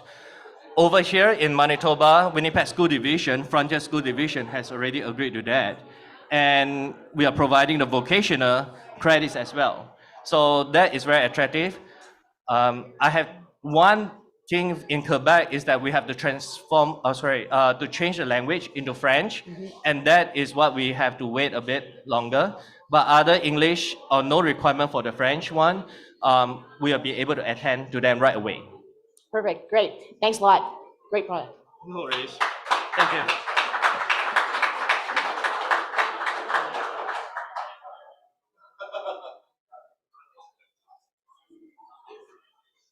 Okay, I'm here. Okay, Saskatoon, we got to show up. We're here. Woo! All right, I am here to intro Andrew. Andrew, where are you? Oh, hi. You're Hi there. virtual. How are you? Doing great, Wanda. How are you? I'm good. Okay, you need to tell us about Infinity Shred. Will do, yeah. I'm jealous I'm not there in the room tonight. It looks like an awesome time. We love Startup TNT, proud to be partners with them. And we are a scientific research and experimental development consulting firm in Saskatoon.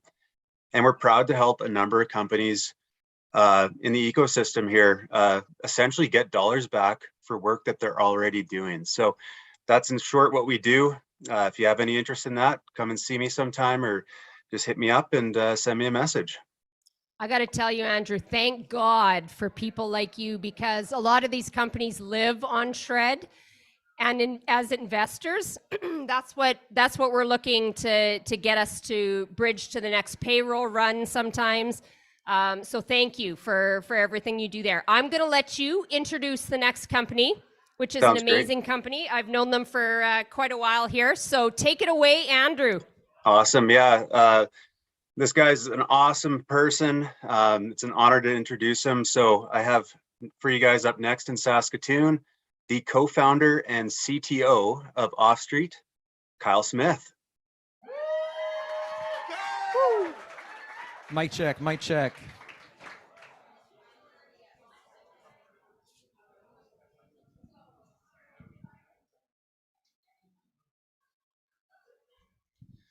All right. There's something really big going on right now, and nobody is talking about it until today. I present to you. My clicker's not working. There. Oh. The parking wars. I'm going to take you back in time. Vancouver, 1962, the birth of Canada's favorite parking company, the Imperial Parking Corporation. Over the next few decades, the empire had a monopoly on Canadian parking. In 2001, a startup out of Vancouver called Pay by Phone launched. It allowed you to pay by phone. Revolutionary. They partnered up with the empire and grew deep into the United States. Armed with Pay by Phone, the empire was unstoppable. However, the empire noticed a trend. They saw what Uber did to the taxi and what Airbnb did to the hotel. They were worried. And then in 2016, Volkswagen acquired Pay by Phone for $44 million. And the empire panicked. They built their own app called HangTag, and they cut out Pay by Phone almost completely.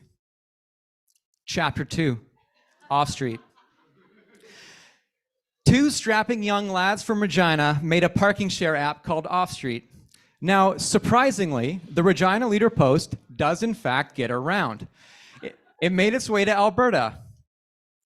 The team at Precise Park Link West, at war with the empire, wanted a solution that allowed them to validate their customers' parking. A deal was signed, and the Offstreet boys decided to go all in. But we knew that in order to pivot, grow, and scale, we needed capital. So we did what every promising young Saskatchewan-based startup does at some point. We asked the Broad Street Bulls for money. Chapter 3, War. Fresh off a capital raise, Offstreet moved its CEO and co-founder Matt Fallman to the city of Vancouver, ground zero for parking industry and the front lines of the parking turf war. Technology was transforming the parking industry. Mobile apps and license plate-based cameras allowed newcomers to compete with the empire. Competition was fierce, and this war was heating up. But there was only one man in town with a digital license plate-based parking validation platform, and that man was Matt Fallman. Matt was cracking deals with all the competitors, and eventually, too, the empire became a customer. Have you ever heard that phrase, in a gold rush, sell shovels? Well, I say, in a parking war, be like Nicolas Cage in the film Lord of War. If you're not too familiar with the film, I encourage you to check it out. But it features a highly effective yet controversial sales and go-to-market strategy known as war profiteering, which is when an organization sells munitions to both sides in an ongoing conflict. Chapter 4, Pay by Phone. So Pay by Phone had a competing product to Offstreet. It's called Verus. It's an old piece of software, but it worked. However, Offstreet offered a superior experience. And by year's end, the empire had transitioned their entire portfolio to Offstreet. They got a better product and were finally able to end their relationship and dependence on pay by phone. But the higher ups at pay by phone, they took notice and they had to act. Would they go to war with Offstreet? No. Everyone knows war is bad for business. So they did the next best thing. They launched a new product to replace Verus completely. And they called it Pay by Phone, Parking Validation Software, powered by Offstreet. The Lord of War has struck a deal. A mutually beneficial partnership, the world's best parking payments app with the world's best parking validation platform.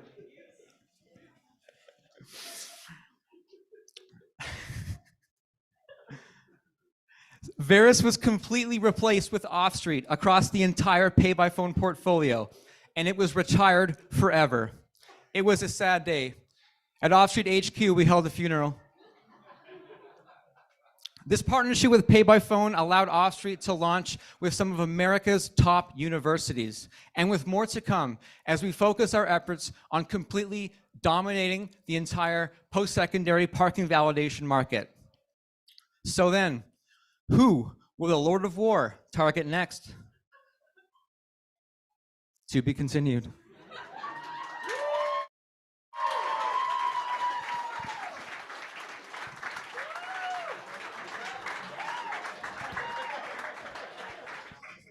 I have heard at least 1,000 pitches in my day, and that was a good pitch. Nicely done, my friend. Nicely done.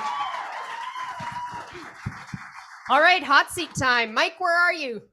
Mike. Oh, I thought you were at the bar. No, I'm over here. Okay. I'm usually at the bar. I'm here.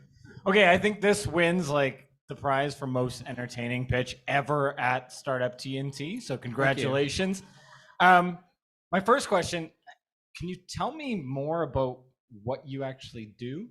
You know, I would love to. Unfortunately, I had an appendice slide, but it's no longer on the screen. But I can kind of articulate what that might look like. But it's got a graph that's up and to the right. Oh, thank you so much. The AV team is on point today. Let's go one slide over. There it is. Yeah, so things are going pretty well. We're going quite fast. The only thing missing here is probably a bit about our licensing. So we sell Offstreet on a subscription basis, B2B enterprise SaaS, for about $250 a month per location. But the number we're probably most proud of is our monthly churn. It's like exceptionally low. And typically the only time a customer leaves Offstreet is when like the parking company gets fired. But more often than not, what happens is that the new parking company they hire also uses Offstreet, so we don't really go away. That's amazing. So next question. So you've been, what I love about you guys is you've been very much a product-led company. In fact, your product is so good that your biggest competitor decided to shelve their own product and use you guys instead. How are you going to keep that product advantage moving forward? Yeah, so we, like you said, we are engineering focused. So we are focused on iterating the product and making it better. And our strategy of partnering with other companies works out really well because they act as a sales arm. We get a lot of inbound from them, and also keeps competition at bay. So they're not incentivized to rebuild the product or try to build a product to compete with us. They might as well just white label us, and yeah, they get the great product. Awesome, great, thanks so much. Thank you.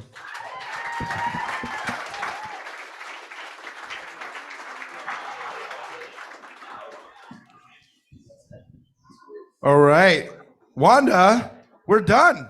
We're wrapping it up. Come on upstairs. We gotta wrap it up. We just did 10 pitches. Isn't that exciting? I mean, we just went through 10 exciting pitches from across Saskatchewan and Manitoba. These startups are both in Saskatoon and Regina, and we've got a lot of people to thank. So real quick, I want to thank the TNT operations team behind the scenes. We've got Dom, Jonah, Lorraine, Amanda. Amanda flew all the way from Edmonton to Winnipeg to help us manage the stage over there. She's right there. We want to make sure we thank all the awesome entrepreneurs that pitched tonight. Woo! Yeah. Not only the Let's pitch, hear it for the entrepreneurs. Yes. process, right? We started with 20 companies pitching 6 weeks ago in each market, and even more companies than that applied. Right? Give it up for all those entrepreneurs that participated in this whole process, right? That they put themselves out there. Yes, yes. Who else do we have to thank, Gloria, Tim? Got some more people to thank. Okay, so we would be very remiss to not can't hear thank you. I don't know our what's going on. investors. We want to There we really go. thank our sponsors. And I'm going to do a couple of shout outs here, followed by Jesse, and I'll kick it off with thank you so much to Alberta Innovates. And if, I mean, the mic wasn't on at the beginning, so thanking the investors is, of course, we wouldn't be able to be here without the investors. Of course, Give it up for the investors, everybody. Yeah. Right? As I mentioned at the top, right? Alberta Innovates, give us money over there. Innovation Saskatchewan is giving us money here. Thank you so much for that. Prairies Can, yes. Thank you, Doug, Jennifer, and the team. Yeah, all the Prairies Can and our AV team, as Kyle said, they were on point tonight. Over here, AV team over in Winnipeg, also crushing it. And absolutely would not be able to do what we do here tonight without the help of our terrific event planners, Trixie at Infinity Events for SK, and Lorraine and Amanda for jumping in to help out with Manitoba. Besides really just being absolute pros, you give us a ton of comfort in getting these events planned, all those I's dotted and T's crossed, and helping us get it over the line. So we've really come to the point of the night now where investors will be going off to deliberate. So this is a super good time for you to refresh your drink, grab some food. You've got about 15 minutes, and then we're going to go into fireside chats in both provinces. And here in Manitoba, we have a really great talk lined up with BDC, hosted by Katina Wall, Senior Account Manager for Technology. Katina will be sitting down with Daniel Blair, CEO of BitSpace Development. But like I said, go grab that drink, get some food, and we will go make this deliberation as quick as we can. Thanks, everybody. We'll be right back. All right, and then over here in Saskatoon, we have an awesome fireside chat coming up as well. We've got Alex Shimla, the interim director of Collabs. Yeah, we all love Alex, right? And he's going to be hosting an awesome chat with Devin Thompson, who's the managing director of banking at RBCX, in all the way from Vancouver just for this night, just for this event. And we got Rob Russell, the principal at Connexus BC, driven up from Regina just to come out and hang out with us tonight and have a great conversation with Alex. So fill up your glasses, grab a snack. We'll be back in about 15 minutes-ish, yeah, to hear Alex. Okay, awesome. And then about 60 minutes to hear the winner! Woo! Yeah. There's pizza here now, so make sure you get some more refreshments. Oh, the grab pizza, some pizza is here. Yeah. It's like a wedding. It's a Ukrainian wedding. The pizza's The here. pizza's Woo! here. Let's have a great time, everybody. We'll see you all in about 45, 60. Yeah, I mean, everyone's been saying that there's a recession the next month for like a year and a half now. And admittedly, my stock price, like my portfolio sucks right now, but I think it's not really reflective of what we see all the time, like on the ground. So Rob, what about you? In terms of things we're running away from, it's the growth at all costs mindset. Running away from companies who think that they are going to be able to exist on the venture capital flywheel forever. That's evidently drying up. That's just not the case anymore. So running towards really just a general mindset in terms of self-determination. That means the option of profitability. It doesn't mean you have to go and become profitable, because that's just not realistic. But it means you have to have the chance to go and become that. Go and right-size your business to a world and a reality that just isn't as permissive for capital availability. Love it. Okay, how quickly do you guys know whether or not you think a founder is high potential? Like, is it 5 seconds? Does it take 5 meetings? When do you get that gut feeling? Maybe you're not right, but when do you get the gut feeling? I think it's like dating. I think you know pretty quickly. Like, if I can trust a founder, if I know that we're putting our money up against them and their team, I know pretty quickly if I'm going to go to bat to them for them. Yeah, I couldn't agree more. It's almost immediate. You do get like the off chance where you're totally wrong. You have a terrible first impression or a bad read or just a bad day personally, and people can grow on you. But for the founders that you think that you have the highest conviction in, it's almost immediate. Okay, and then so the founders that you do have conviction in, what do their startups look like, or like what do they feel like? What are they doing right that's like giving them that edge, whether it's like operationally or what they're saying? What stands out? Well, what I was talking about is completely distinct from the quality of their business, right? It's that you can have, you can be an amazing founder with a ton of potential and just a terribly iterated business. And like that happens all the time. And that's the benefit of having sort of a mentorship, partnership relationship, is that you can take that raw talent and cultivate it into something that is really, really special. I also forgot your question. That's fine. You know what? It was memorable. This is a weird chat. We're just gonna keep going then. What we'll pitch then is we'll go. So you're in the speed date. It's going great. It's probably an inappropriate way to phrase that. But what's the one trait you try and look for in every founder when you guys are evaluating the businesses, deciding whether or not to give them money?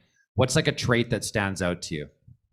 Can I have a beer with them? Can I look them in the eye, trust them, and have a drink? Drinkability. Why not? Yeah, I'll put it like that, but also intellectual flexibility, being able to hold conviction in an idea, but also be open to the fact that it could be totally wrong or improved upon. That's a nuanced and balanced character trait that's something that we find really appealing, because it means that you believe strongly enough in something that you're willing to back, but care about it enough that you're willing to be flexible in order for it to succeed. Like humble. Yeah. Okay, so we talked a little bit earlier about what we're running towards and away from, but when you look at like technology in this landscape, in 5 years, what's the thing that excites you most? What a hard question, I know. I think for me, just personally, more around the clean tech, ag tech. I think there's lots of things around food, energy that we have to disrupt if we actually want to be here and have a place for our kids to play. So I think that's what gets me fairly excited. Well, thank you for the implicit vote of support. You're welcome. In terms of how we're thinking about technological proliferation, it really comes down to it becoming sort of completely ubiquitous with everything that we do. And I think we were talking about this earlier. In ways that you don't even expect it to be effective are likely the most important ways that it's going to make a difference. So it's hard to sort of prognosticate what's going to happen, but it's more expecting that it's going to be pervasive. Yeah. Love it. Okay, what would you change about your own industry? So banking and venture debt on Devin's side and venture capital on Rob's side. I'd love to have a chat with OSFI, our regulator, because I'd like to get in early and more often. Love it. Damn government. No, we love the government, just not these people. They give us very specific parameters, which look like in the financial crisis and in a downturn, Canada looked really, really good. So I get it, but there's also areas that we could be more competitive. We could push harder, and I'd like to do that. I think the venture space is inherently, because it's part of the private markets, there's a lot of friction, right? It's not like the public markets where you can easily transact.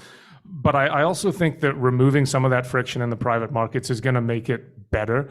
And what I mean by that is basically making it more of a reciprocal relationship between the investor and the company.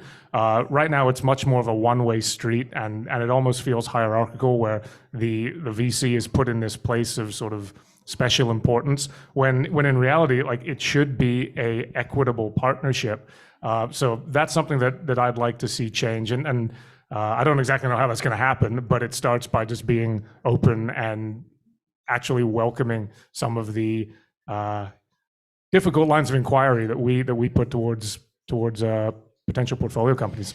Can I add one comment? I'd also like it to be, for your platform, more accessible. I think what Startup TNT is doing, and having early stage investors have it be an asset class that they feel comfortable and confident investing in, I think that's a huge piece that we could accelerate. And yeah, I think the internet is leveling that playing field. Like back in the day, I remember when I was first putting pitch decks together, it was just Guy Kawasaki's like 30-20-10 rule. And that was like the only advice you get as a startup online.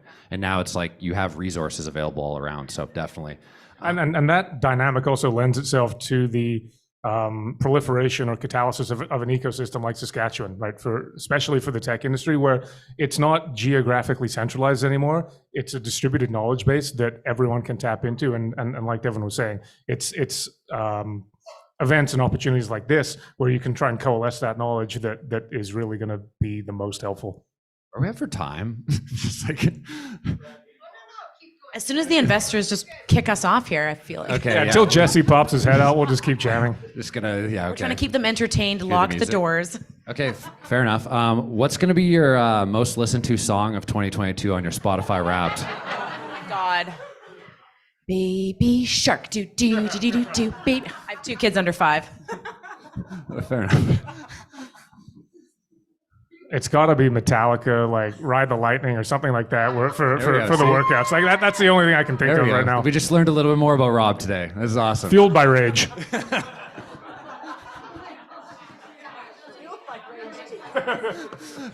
Okay. When you guys get a deal memo, or when you guys get like a deal put in front of you, what's the first thing you look for? Like what jumps off the page? Either like, and maybe we can like abstract this a little bit, whether it's a deck, a deal memo, like what do you guys look for? I want to look at the cap table. Who's in? How much are they in for? How much are the founders in for? I want to look at that. How I shouldn't swear. How messed up is too messed up? Like what's like? We've seen messed up. Like if you get too many family and friends early on, it's very hard to corral them later stages, and it makes it unattractive for larger stage VCs to be wanting to come in. So you have to be really careful around when and how you take that money for sure. So if it gets too messy and too many people, you need to find either an angel syndicate to take them all out together to clean it up. Do you have any hard rules, Rob, when you guys are looking as a VC at a deal like on cap table, or is it kind of like it just has to make sense? Yeah, pretty much anything is fixable. It might not be fixable in ways that are palatable, but it's fixable. So that's really the dynamic that has to get worked through. But in terms of your original question, the thing that I would look for the most is a clear statement of how you're different and the real problem that you're solving. Not at a superficial level. It's not that we sell widgets to widget buyers. It's that these widgets enable the widget buyers to do something at a deeper level. And I think that's something that sounds really easy to say, but for a lot of companies is a really difficult thing to communicate. And maybe like I'll put you on the spot here. This is one of the questions, but like, what's a company that you think does that well, or like even in your portfolio or outside of it? But who does that? Like, we're communicating what we're doing well. Yeah, it's really hard because it's also not a stagnant thing. It changes because your customers change. So you can point to the early days of any of like the great tech companies that exist now and say, they really nailed that at the beginning. And now you look at how the world's changed and how their technology is proliferated, and it's like they're missing the mark completely. So I think it's easier to point to how some of the big tech companies, and you look at like Twitter and Facebook and all that stuff that's going on now, and see how they've actually deviated from that as an example of how it's really happened well in the past. Yeah, totally. Well, as these companies are scaling, Rob and the VC ecosystem, they get in early to help kind of vet and go through that piece. I'm the later stage debt, well, venture debt's a bit earlier, but I'm looking for different things. Like the equity is a different type of growth versus my type of growth capital. So I really rely on the partnerships I have with the venture capital community, which is why we're invested in 12 funds coast to coast. Like we wanted those relationships, we wanted that knowledge. That's the smart money. They're used to investing in the equity piece. And then once they get to a later stage, then I can come in. You maybe just like take like a minute side quest here to like explain what RBCX actually is and like what you guys are doing that's different than like RBC proper? Sure. Yeah, so the tech banking platform for us now, we have all the tech-focused growth capital, so SHRED, recurring revenue, venture debt, lending, but we've added now on the side of advisory and then the VC investments. So we're invested in 12 funds coast to coast. So version 1, Inovia, Evoke, Garage, Golden, Amplitude, Lumira, Stand Up, Ripple. We really wanted, if you're going to say that you're going to invest in the tech and innovation ecosystem, then actually do it with money. And so being LPs in those funds has been incredibly eye-opening for us as we build our practice and now able to introduce our founders to those funds. So that's exactly why we did it. And then selfishly, I want to bank all the portcos. And then you might have seen in September, we merged and kind of took over RBC Ventures, which 5 years ago was built as the innovation hub of RBC and to future-proof the bank to build relationships with Canadians. So build, buy, acquire, invest, and strategically partner with tech and innovation companies. They're now part of our platform. We have 475 people now coast to coast, and we have 10 ventures right now. We have already sunsetted 4, so they're not all gonna make it. We made them pitch for follow-on capital. They all didn't cross the runway. And so for us, that's really important that we're building the right type of ventures and then exiting the other ones. And now with access to the platform team, we have 150 software engineers, we have 75 growth marketers, 50 data scientists that we have access to that we want to introduce to our top tier clients. Free advisory consulting. Maybe the other thing it's worth noting, Devin, is the platform that you can roll out to some of the companies that you bank. It's not just being a provider of capital, it's providing a bunch of value-added services. Anybody can give capital. It's so commodity driven now. Anybody can do capital. In terms of like how you can support these companies, so you have a whole host of software that you can roll out to them, a bunch of HR resources. Yeah. Okay, cool. Next thing, favorite podcast or book? And it can't be like a nonfiction book. Okay. Or sorry, fiction book, sorry. I'm a big fan of Beta Kit, so I know Douglas really well, and so I'm a big podcast. That's the number one fan. Yeah, every single one. Yeah, they were just at SAS North. I mean, I love them. Yeah, Doug gave a great talk at the Startup Summit. We gave a couple great talks at Startup Summit. Shout out to the Cultivator team who's here in some way or form. Yeah, back there. Okay, cool. Rob, what's yours? I think for leisure, I love history. So Dan Carlin does a great hardcore history series. That's pretty badass. In terms of like general like world developments, The Economist does a great free running series on Spotify. You should all check it out. And then in terms of like personal development, Huberman Lab, Andrew Huberman does an awesome like human optimization podcast. Got a Huberman fan in the audience. Yeah, he's one of them. God, how do you have so much time on your hands to listen to all these podcasts? I don't know. I got a lot of time jealous. driving around Saskatchewan. I'm so jealous. Right on. Okay, when you think about your time allocation, like in your role, and I know every day is pretty different, but if you had to like zoom out to like in a year, what does Devin spend time on? What does Rob spend time on? What does that look like? I know for you it's pretty insane right now, but let's try and give an idea here. I'm still hiring my replacement, so I'm doing 2 jobs, but I would say this is a big part of my role is being in market, traveling, being in the ecosystem to hear what's working well, what's not. We are only 18 months into this experiment that is RBCX, and so it is not perfect, it is messy, it is chaotic, and the only way I can do it is with feedback. And so I have to be boots on the ground in different cities to figure out what's working well, what's not, meeting new founders, having coffee, like getting to know what's important to them and how we can best support them. So I spend a lot of my time doing that and then supporting my team. If I can figure out how to support the 35 folks that work with me, if I can wildly support them, they will figure out how to wildly support the clients. It's kind of like 50-50, you think? Yeah. Pie charts even. Okay, Rob. Yeah, it's just a question of prioritization, right? And like the typical VC function is discovering new deals, doing new deals, and supporting existing. Make you put numbers on each of these categories.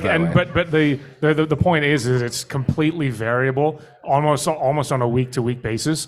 We don't have a season where we go out and specifically look for new companies, and we don't have a season where we decide, let's really dig in with the portfolio companies. It's something that is, you hate to say it, but very reactionary based on the changing circumstances driven by the companies themselves. And depending on the bandwidth of our team, sometimes I'll have more time to go do prospecting and opportunistic work, and sometimes I'll be plugged in with portfolio companies. But if you think about what those 3 functional areas are, that's really where it sits. Cool.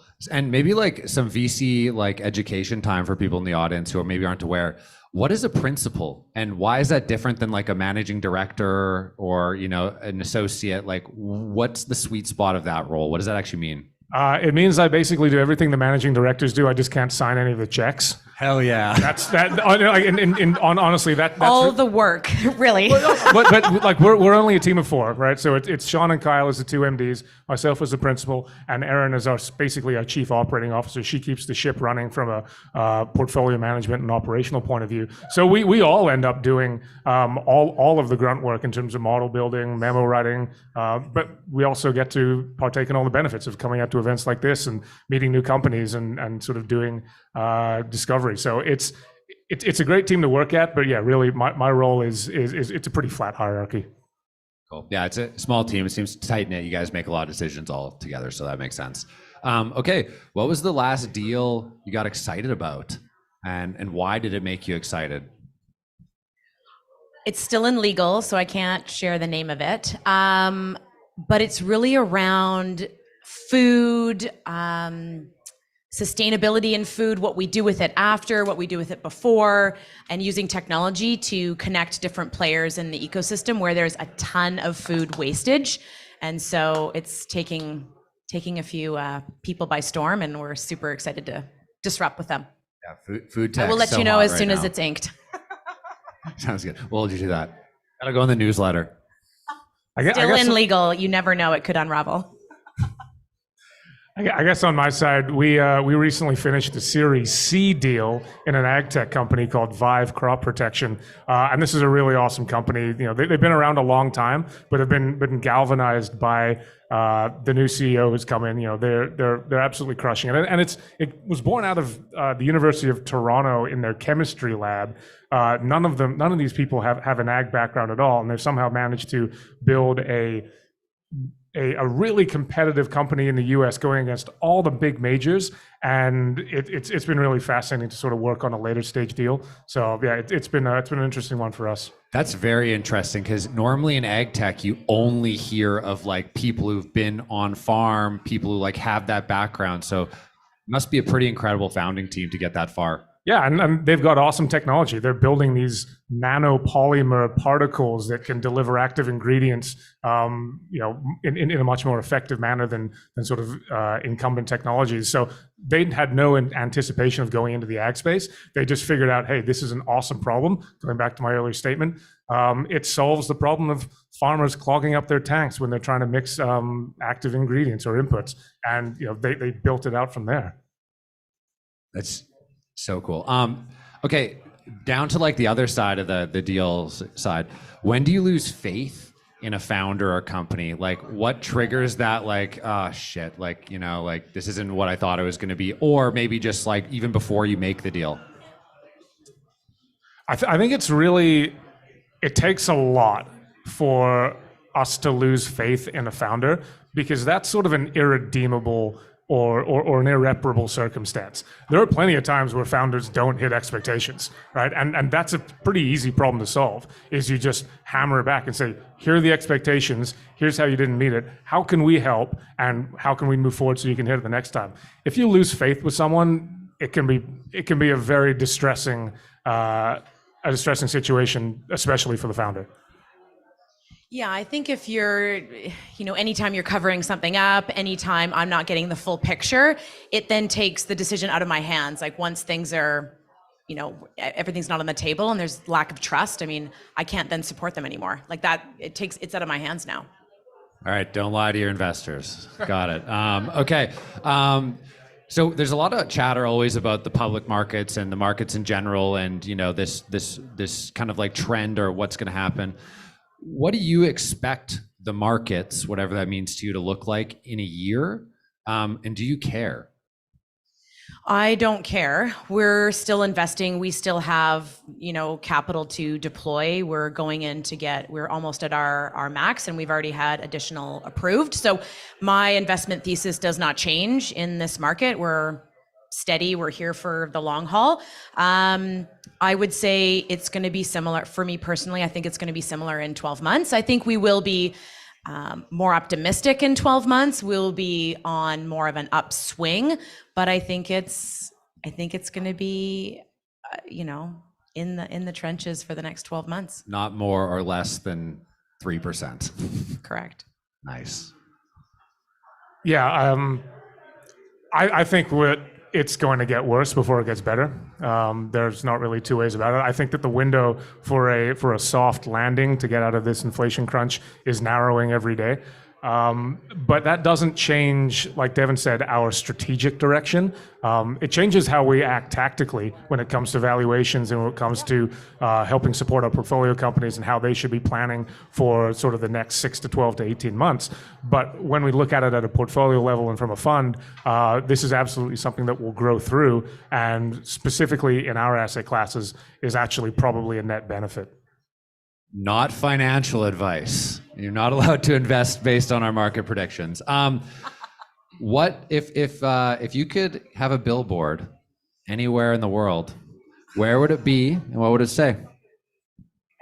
I would take all the logos of the companies that pitched tonight and I would put it down in Silicon Valley and say, come and invest.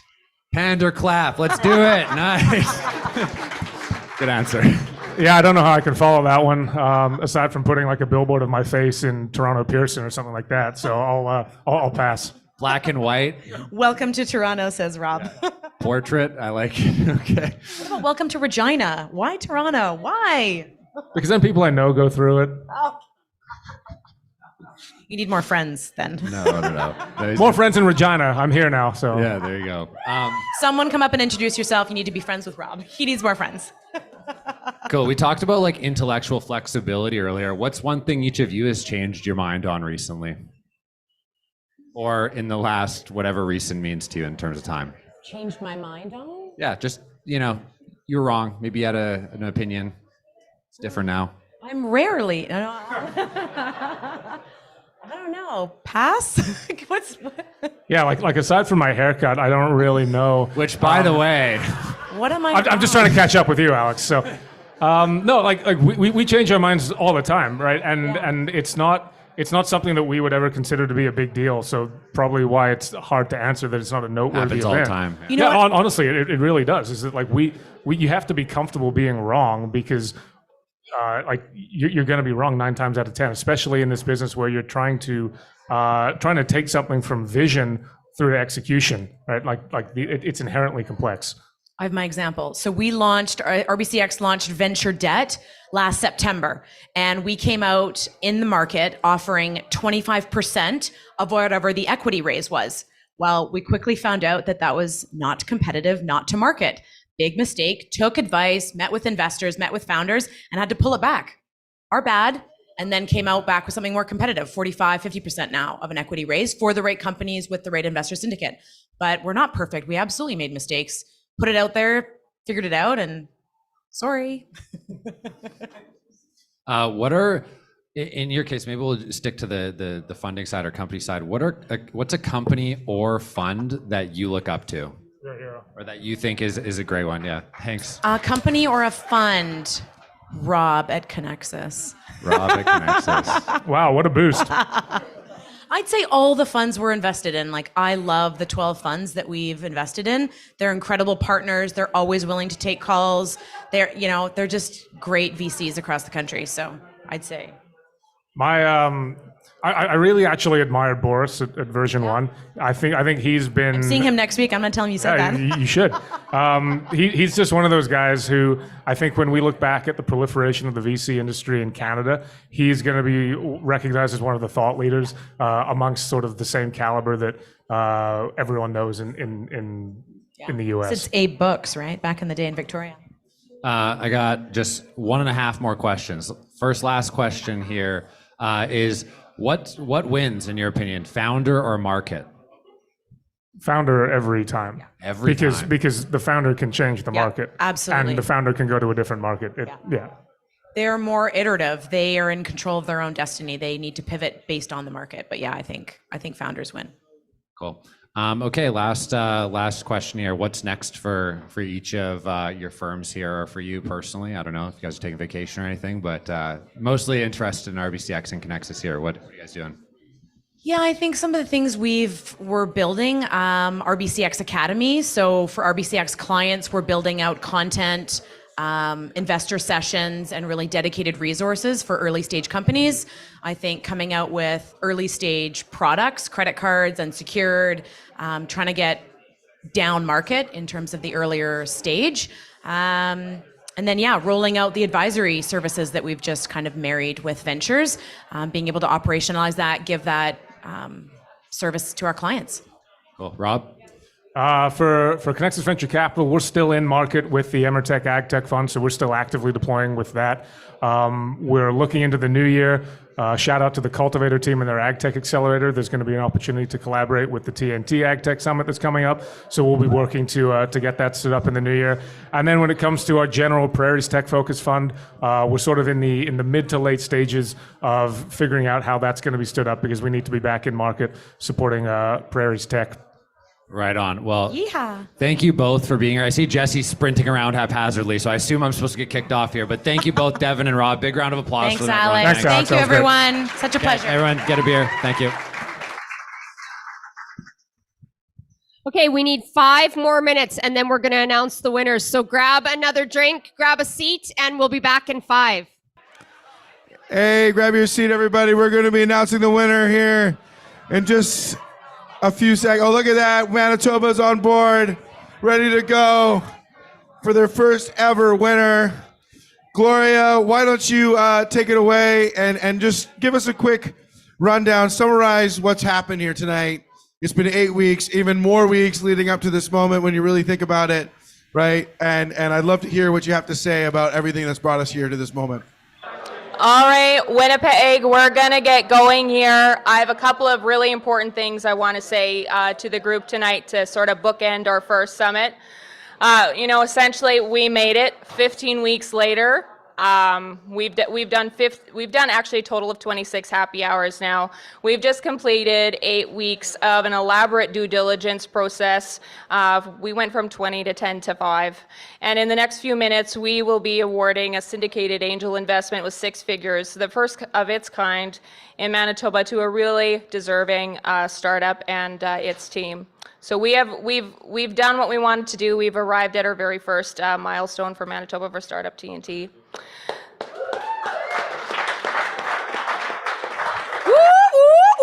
Yeah.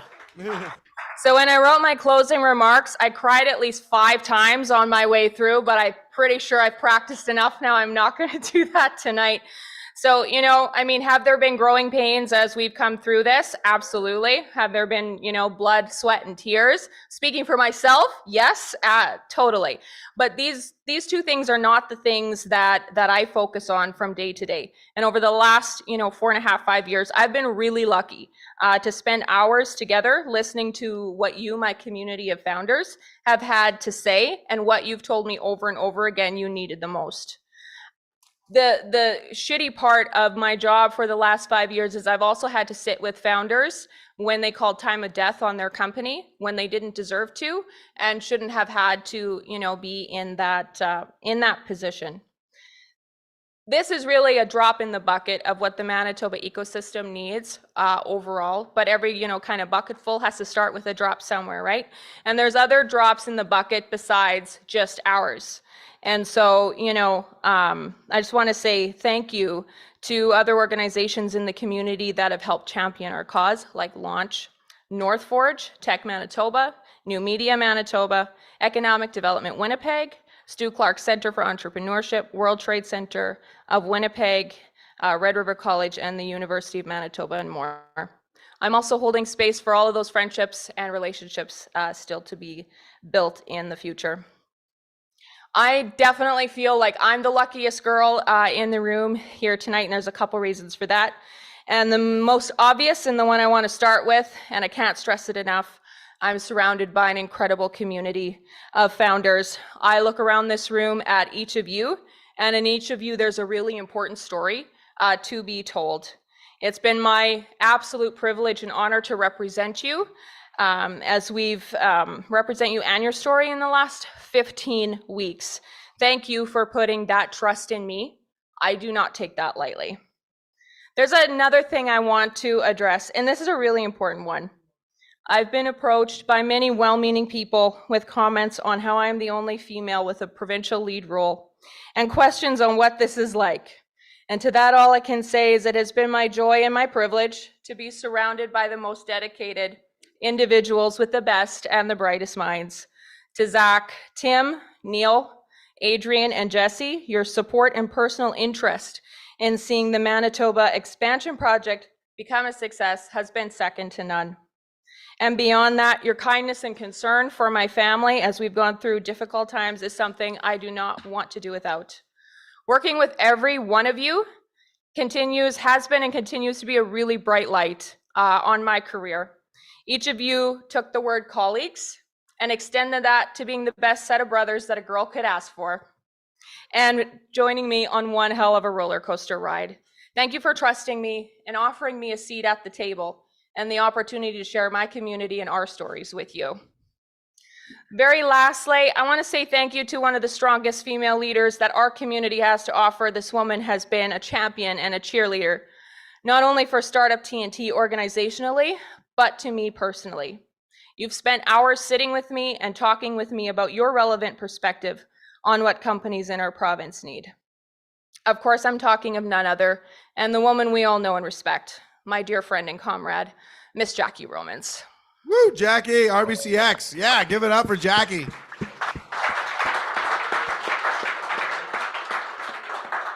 With all of that in mind, we all have the privilege of working in an industry of really beautiful creative destruction and design. We all know what it's like to build something, tear it apart, and rebuild the next version to be even stronger and better than the first. This is my goal for us in this community, and I welcome your voice at this table. I would be amiss not to openly listen to those who have gone before me, and for those that are here with new energy and new eyes to learn, share, and carry us forward into the future.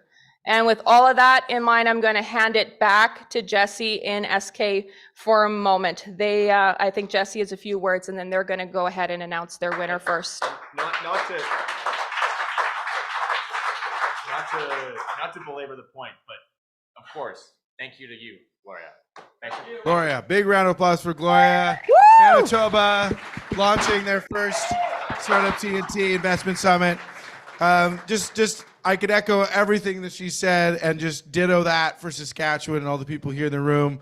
You know, when I started this Startup TNT chapter here just over a year ago, I didn't imagine what it could be, right? I hoped it could be this, and now I look at this room and who's here in this room supporting us, and I'm just blown away. We've raised over $1.3 million for 12 companies, and it's incredible. Okay, Saskatoon, let's put our hands together for this guy who has really changed what we've done in early stage funding. Attaboy, Jesse. Thank you.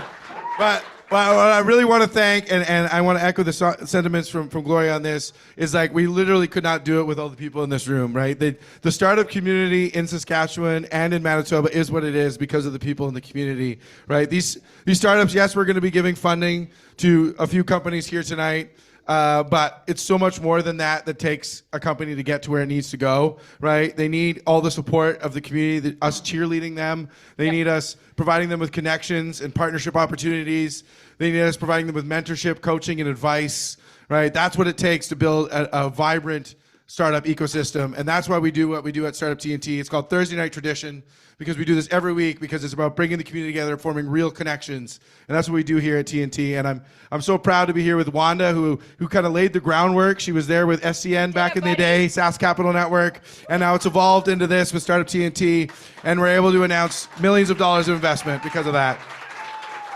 Okay, let's announce. Yeah. So we're very excited to announce, right? I'm going to have to review. I got a check here in my pocket. A company that is, I think it really exemplifies what it means to be a Saskatchewan startup. Woo! And that's Offstreet. What up, Kyle? Got a company who's in both Collabs and Cultivator. Wins tonight. Want to say a couple words? Thank you.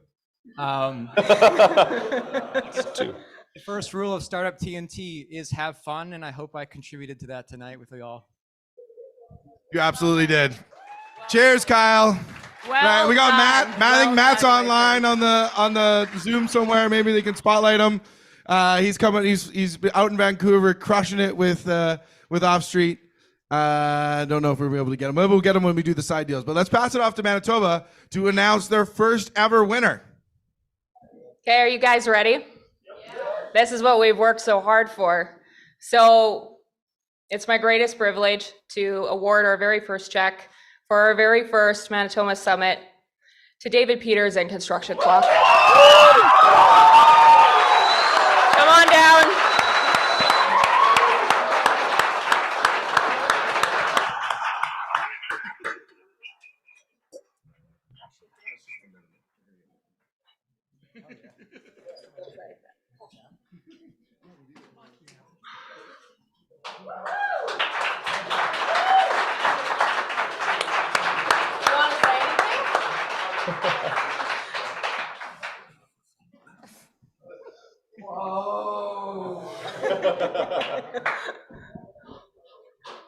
First of all, I'd like to thank my team. They showed up here today. They believe in me. I can't thank them enough. I want to thank Rob Ranson. 2 hours after meeting him, he wrote me a $50,000 check, and I owe him a lot for that. And my banker is here as well. Thank you. I'd like to thank North Forge, being the accelerator we joined a year and a half ago. We couldn't have done it without them.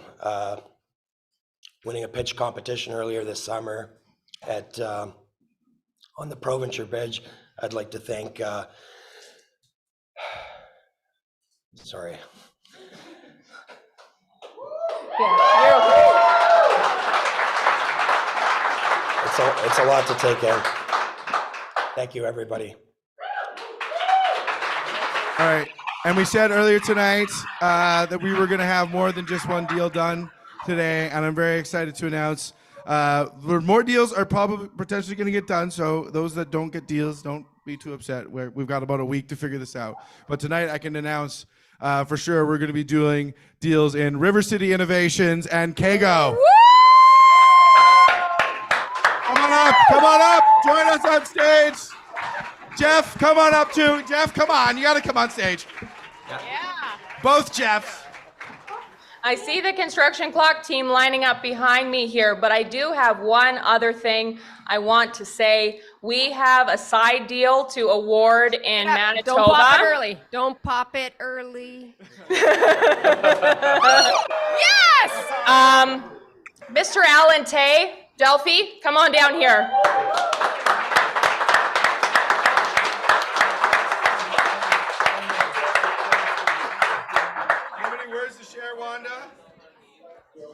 Words to share. We're handing out money and booze. What do I share? It doesn't get better than this, baby. Woo! Yeah, you made the plane ride worth it. All right, I know thank you've you. been flying all over. Yeah, thank you. It's my pleasure. Yeah. Absolutely. Crack some champagne or what? Yeah, let's do it. David, go.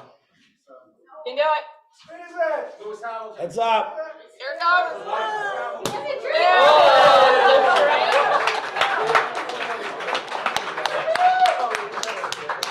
Thank you, everybody, for coming out tonight. We still got lots of booze behind the bar, although we have started to drink certain things dry, which I think is really impressive. I can see Jesse talking, but we can't hear him. But So. we still got some food left. Have some more drinks. We're gonna keep the party going late. We're probably gonna go after party somewhere else after. So stick around. Let's have a good time tonight. Let's celebrate all these awesome startups that just put in weeks worth of work and years worth of work that went into that last few weeks. It takes many years to become an overnight success. So let's celebrate that and have a great time tonight. Thank you so much, Saskatchewan. Thank you, Saskatchewan! Woo! The only thing left to do now, guys, is stick around, have some fun, congratulate the winners. We absolutely want you to hang out, have some fun, grab some drinks, there's food. Other than that, thank you so much for coming. Have a great night. We're going to do this again in the spring. I'm already looking forward to it. This is awesome. Congratulations. All right, good night, everybody.